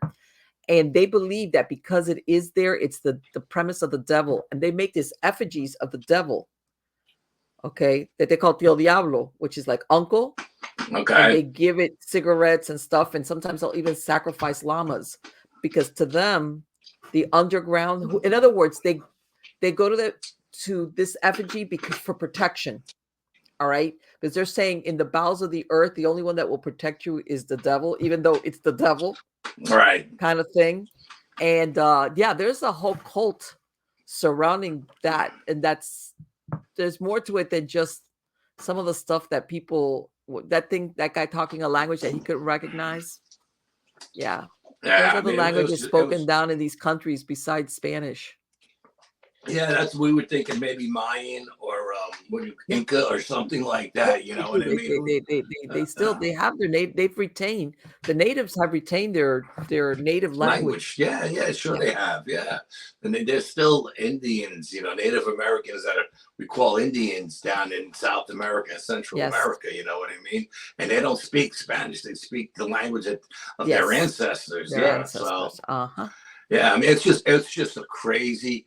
I mean, my friend called me up and he says, dude, you got to watch this show tonight. It's going to blow your mind. And I was like, okay, I'll watch it. You know, because he told me all about it. And I was like, his eyes turned to reptilian because his eyes turned to reptilian. It looked like cat eyes. And when he stopped that video during the interview and they blew up his picture, his eyes were vertical. His pupils. You know what that is? Then they're most definitely it sounds like they're dealing with a non-human entity. Oh, without a doubt. Yeah, without a doubt. Yeah. I mean, it was just crazy. So my friend, he had brought something home from Florida. He went bigfooting down in Florida one year, and he brought something dark home with him in the woods, you know. Yes. And he was lucky enough not only to know me, but to live like in the next town over from Larry and Deb Elwards. So when I Okay. reached out to Larry and Deb to go to his house, they said, "Oh, Al, he lives like 2 minutes from us. We're not going to charge him for this. We'll go there Okay. because he's a friend of yours. We'll do him a favor for you." And that's like Okay. I said, I greatly appreciate it. It's not necessarily, but thank you very much. And they went there and they cleansed his house and they cleansed because his grandchildren live with him and they were afraid. And in his studio, his cat wouldn't even walk past the studio door. And now he said we can't even get the cat out of the studio anymore. So they cleansed his house, they cleansed him, they bound his property. So whatever was attached, whatever he brought home from Florida is now back in Florida. But so he said, could you call, Larry and Deb for me and see if they know anybody? Because this guy really needs help desperately, And I said, yeah, I'll call Larry and Deb and I'll call John. And because I was just with John that Saturday night, I said, I'll call John and we'll see. And I said, I talked to Miss Aida and she sent me people to call. She said, Right. these people, none of these people live out on the West Coast, but they live like central the United States. They're closer. Or, they're closer and maybe they know somebody out there that would do it for them, So that's all we're trying to do is connect the bridge to somebody who's out there that's willing to go and take care of this for this guy, because I don't know how the Catholic Church is out on Washington State, if they're willing to do exorcisms or if they're just going to blow this old man off. Yeah, that's the whole thing. Sometimes, you belong to a parish that's more open-minded or understands that does exist. And then there's others that are like, oh my God, that poor old guy, he's losing his mind, Right, he's probably got dementia or something. Yeah, absolutely. Yeah, but the old man is sharp as a tack. But I mean, it's just, I had to tell you that story because it that's was a great story, though. Mind-boggling. I would love to follow up with you, Al. I would love to know how that ends. And hopefully, yeah, you know what? Like in a minute, I'll send you the link. You can watch yes. You can watch my friend's show. I think it was only an hour and a half, and it's got all the video and all the dialogue. Let me ask you something. How long ago did that happen? That thing in the desert. How long ago was that? A few years ago, I think, about like 5 years. So he's been dealing with this already for a while, then. 5 years, I think. Yeah, something like that. Yeah. I mean, first his car breaks down, then his house burns down, and he's homeless, and then he's out doing these scavenging things in the desert and the wilderness. He's getting bit by all kinds of poisonous snakes and being like, no, absolutely. Let me tell you something. Yeah, insane. He better he would probably have to get. I hate to say it, if he can't find anything out there, he might be. If he really wants it, he might have to travel a little bit himself, to get help. Oh yeah, I mean, he may have to travel. I mean, I don't know if he's got a new car or whatever, but I mean, he may have to travel. Hopefully, he will come across somebody over there at Catholic Church, or hopefully the parish or somewhere, or they have some exorcist that runs out in that diocese. Yeah, or even like a demonologist that's willing to do a deliverance on him or something. Mm-hmm. You know what I mean? Somebody to help him. Let me ask you something. Somebody you could also Bill Bean might be somebody you could contact. Yeah, I got Bill is in my contact list, but if I remember correctly, he's down south, right, North Carolina. He's in Maryland, but I know Bill. I'm not sure what Bill is, but I know I've heard that he travels. Maybe he'd be willing to do it. Yeah, but I mean, I just don't know. I know that's the thing. It's on the other side of the country, right? Yeah, I mean, I don't know how much it would charge you. I mean, like Miss Aida said, if she was to go there, she'd have to get a team. It would cost it would cost the old man like $10,000. Yeah. She said if she can get the church to do it, they do it for free. Sure. Yeah. Well, let's see. Hopefully, it will turn out good. But send me that link, Al. I will definitely send you the link. Absolutely. It's been wonderful. You got to come back and we got to follow up. Anytime you want, you just reach out to me, and you always got me when you want me. Thank you, Al. It has been wonderful. No, it's great conversation. Ciao. Ciao. I love talking to Al. I love talking to all my guests, but I really love talking to Al. I've talked to him a bunch of times because he's got these great stories. And what we were talking about before we started was that when you've been doing this for a long time, like years is what I'm talking about, and you've been out in the field, and that's what we were talking about, like that dungeon approach where, you were doing investigations of what, paranormal, when there before all the gadgets, and like he said, you're relying on, basically a dowsing rod, your senses, that thing with, I still have mine in my bag. I have a compass in there. All right. Um, things that are more basic, and I know a lot of people are like, oh, the FLIR and all that thing, and that it's like, that's great, but those things weren't always around. And if you're really serious about it, like I said, the human body is also very, if once you know how to read your body, you kind of sometimes you beat the equipment to know when something's coming, or there's an arrival imminent of something, an arrival, a manifestation, something like that. You almost feel it in your body, like either gathering energy, or if anybody's done paranormal investigations, especially, some of these events announce themselves. There's a shift in the air, either things all of a sudden, because a lot of times when you're in an investigation, things are quiet to begin with. It's not like you're in the middle of a house party. Things are quiet, but there's still like little ambient noises here and there. And sometimes right before something will manifest, or like I say, come in, all of a sudden it becomes really quiet, like unnaturally quiet, so unnaturally quiet that you notice. It's like, what? Sometimes there's all these little signs that if you know what to notice, you realize, okay, something is gathering energy, or something, like I said, is arriving. All right. Sometimes, because I'm sure there's people that, for whatever reason, some manifestations, whatever it is, only come out at night or in the day, or under certain weather conditions, or because, like he was talking about it, and I've encountered that, where basically you chase them into a confrontation. You might be going from room to room. They might be hiding out in the attic. You finally make your way up to the attic, and it's like there's nowhere left to go. And you were thinking, okay, well, if this is an incorporeal, how can I say, spirit, why can't I just, teleport? But for some reason, I have found that a lot of them hang out in unused places. And I don't know if it's in the, how can I say, the perception is that I'm here and I can't get out, because now the investigators are here.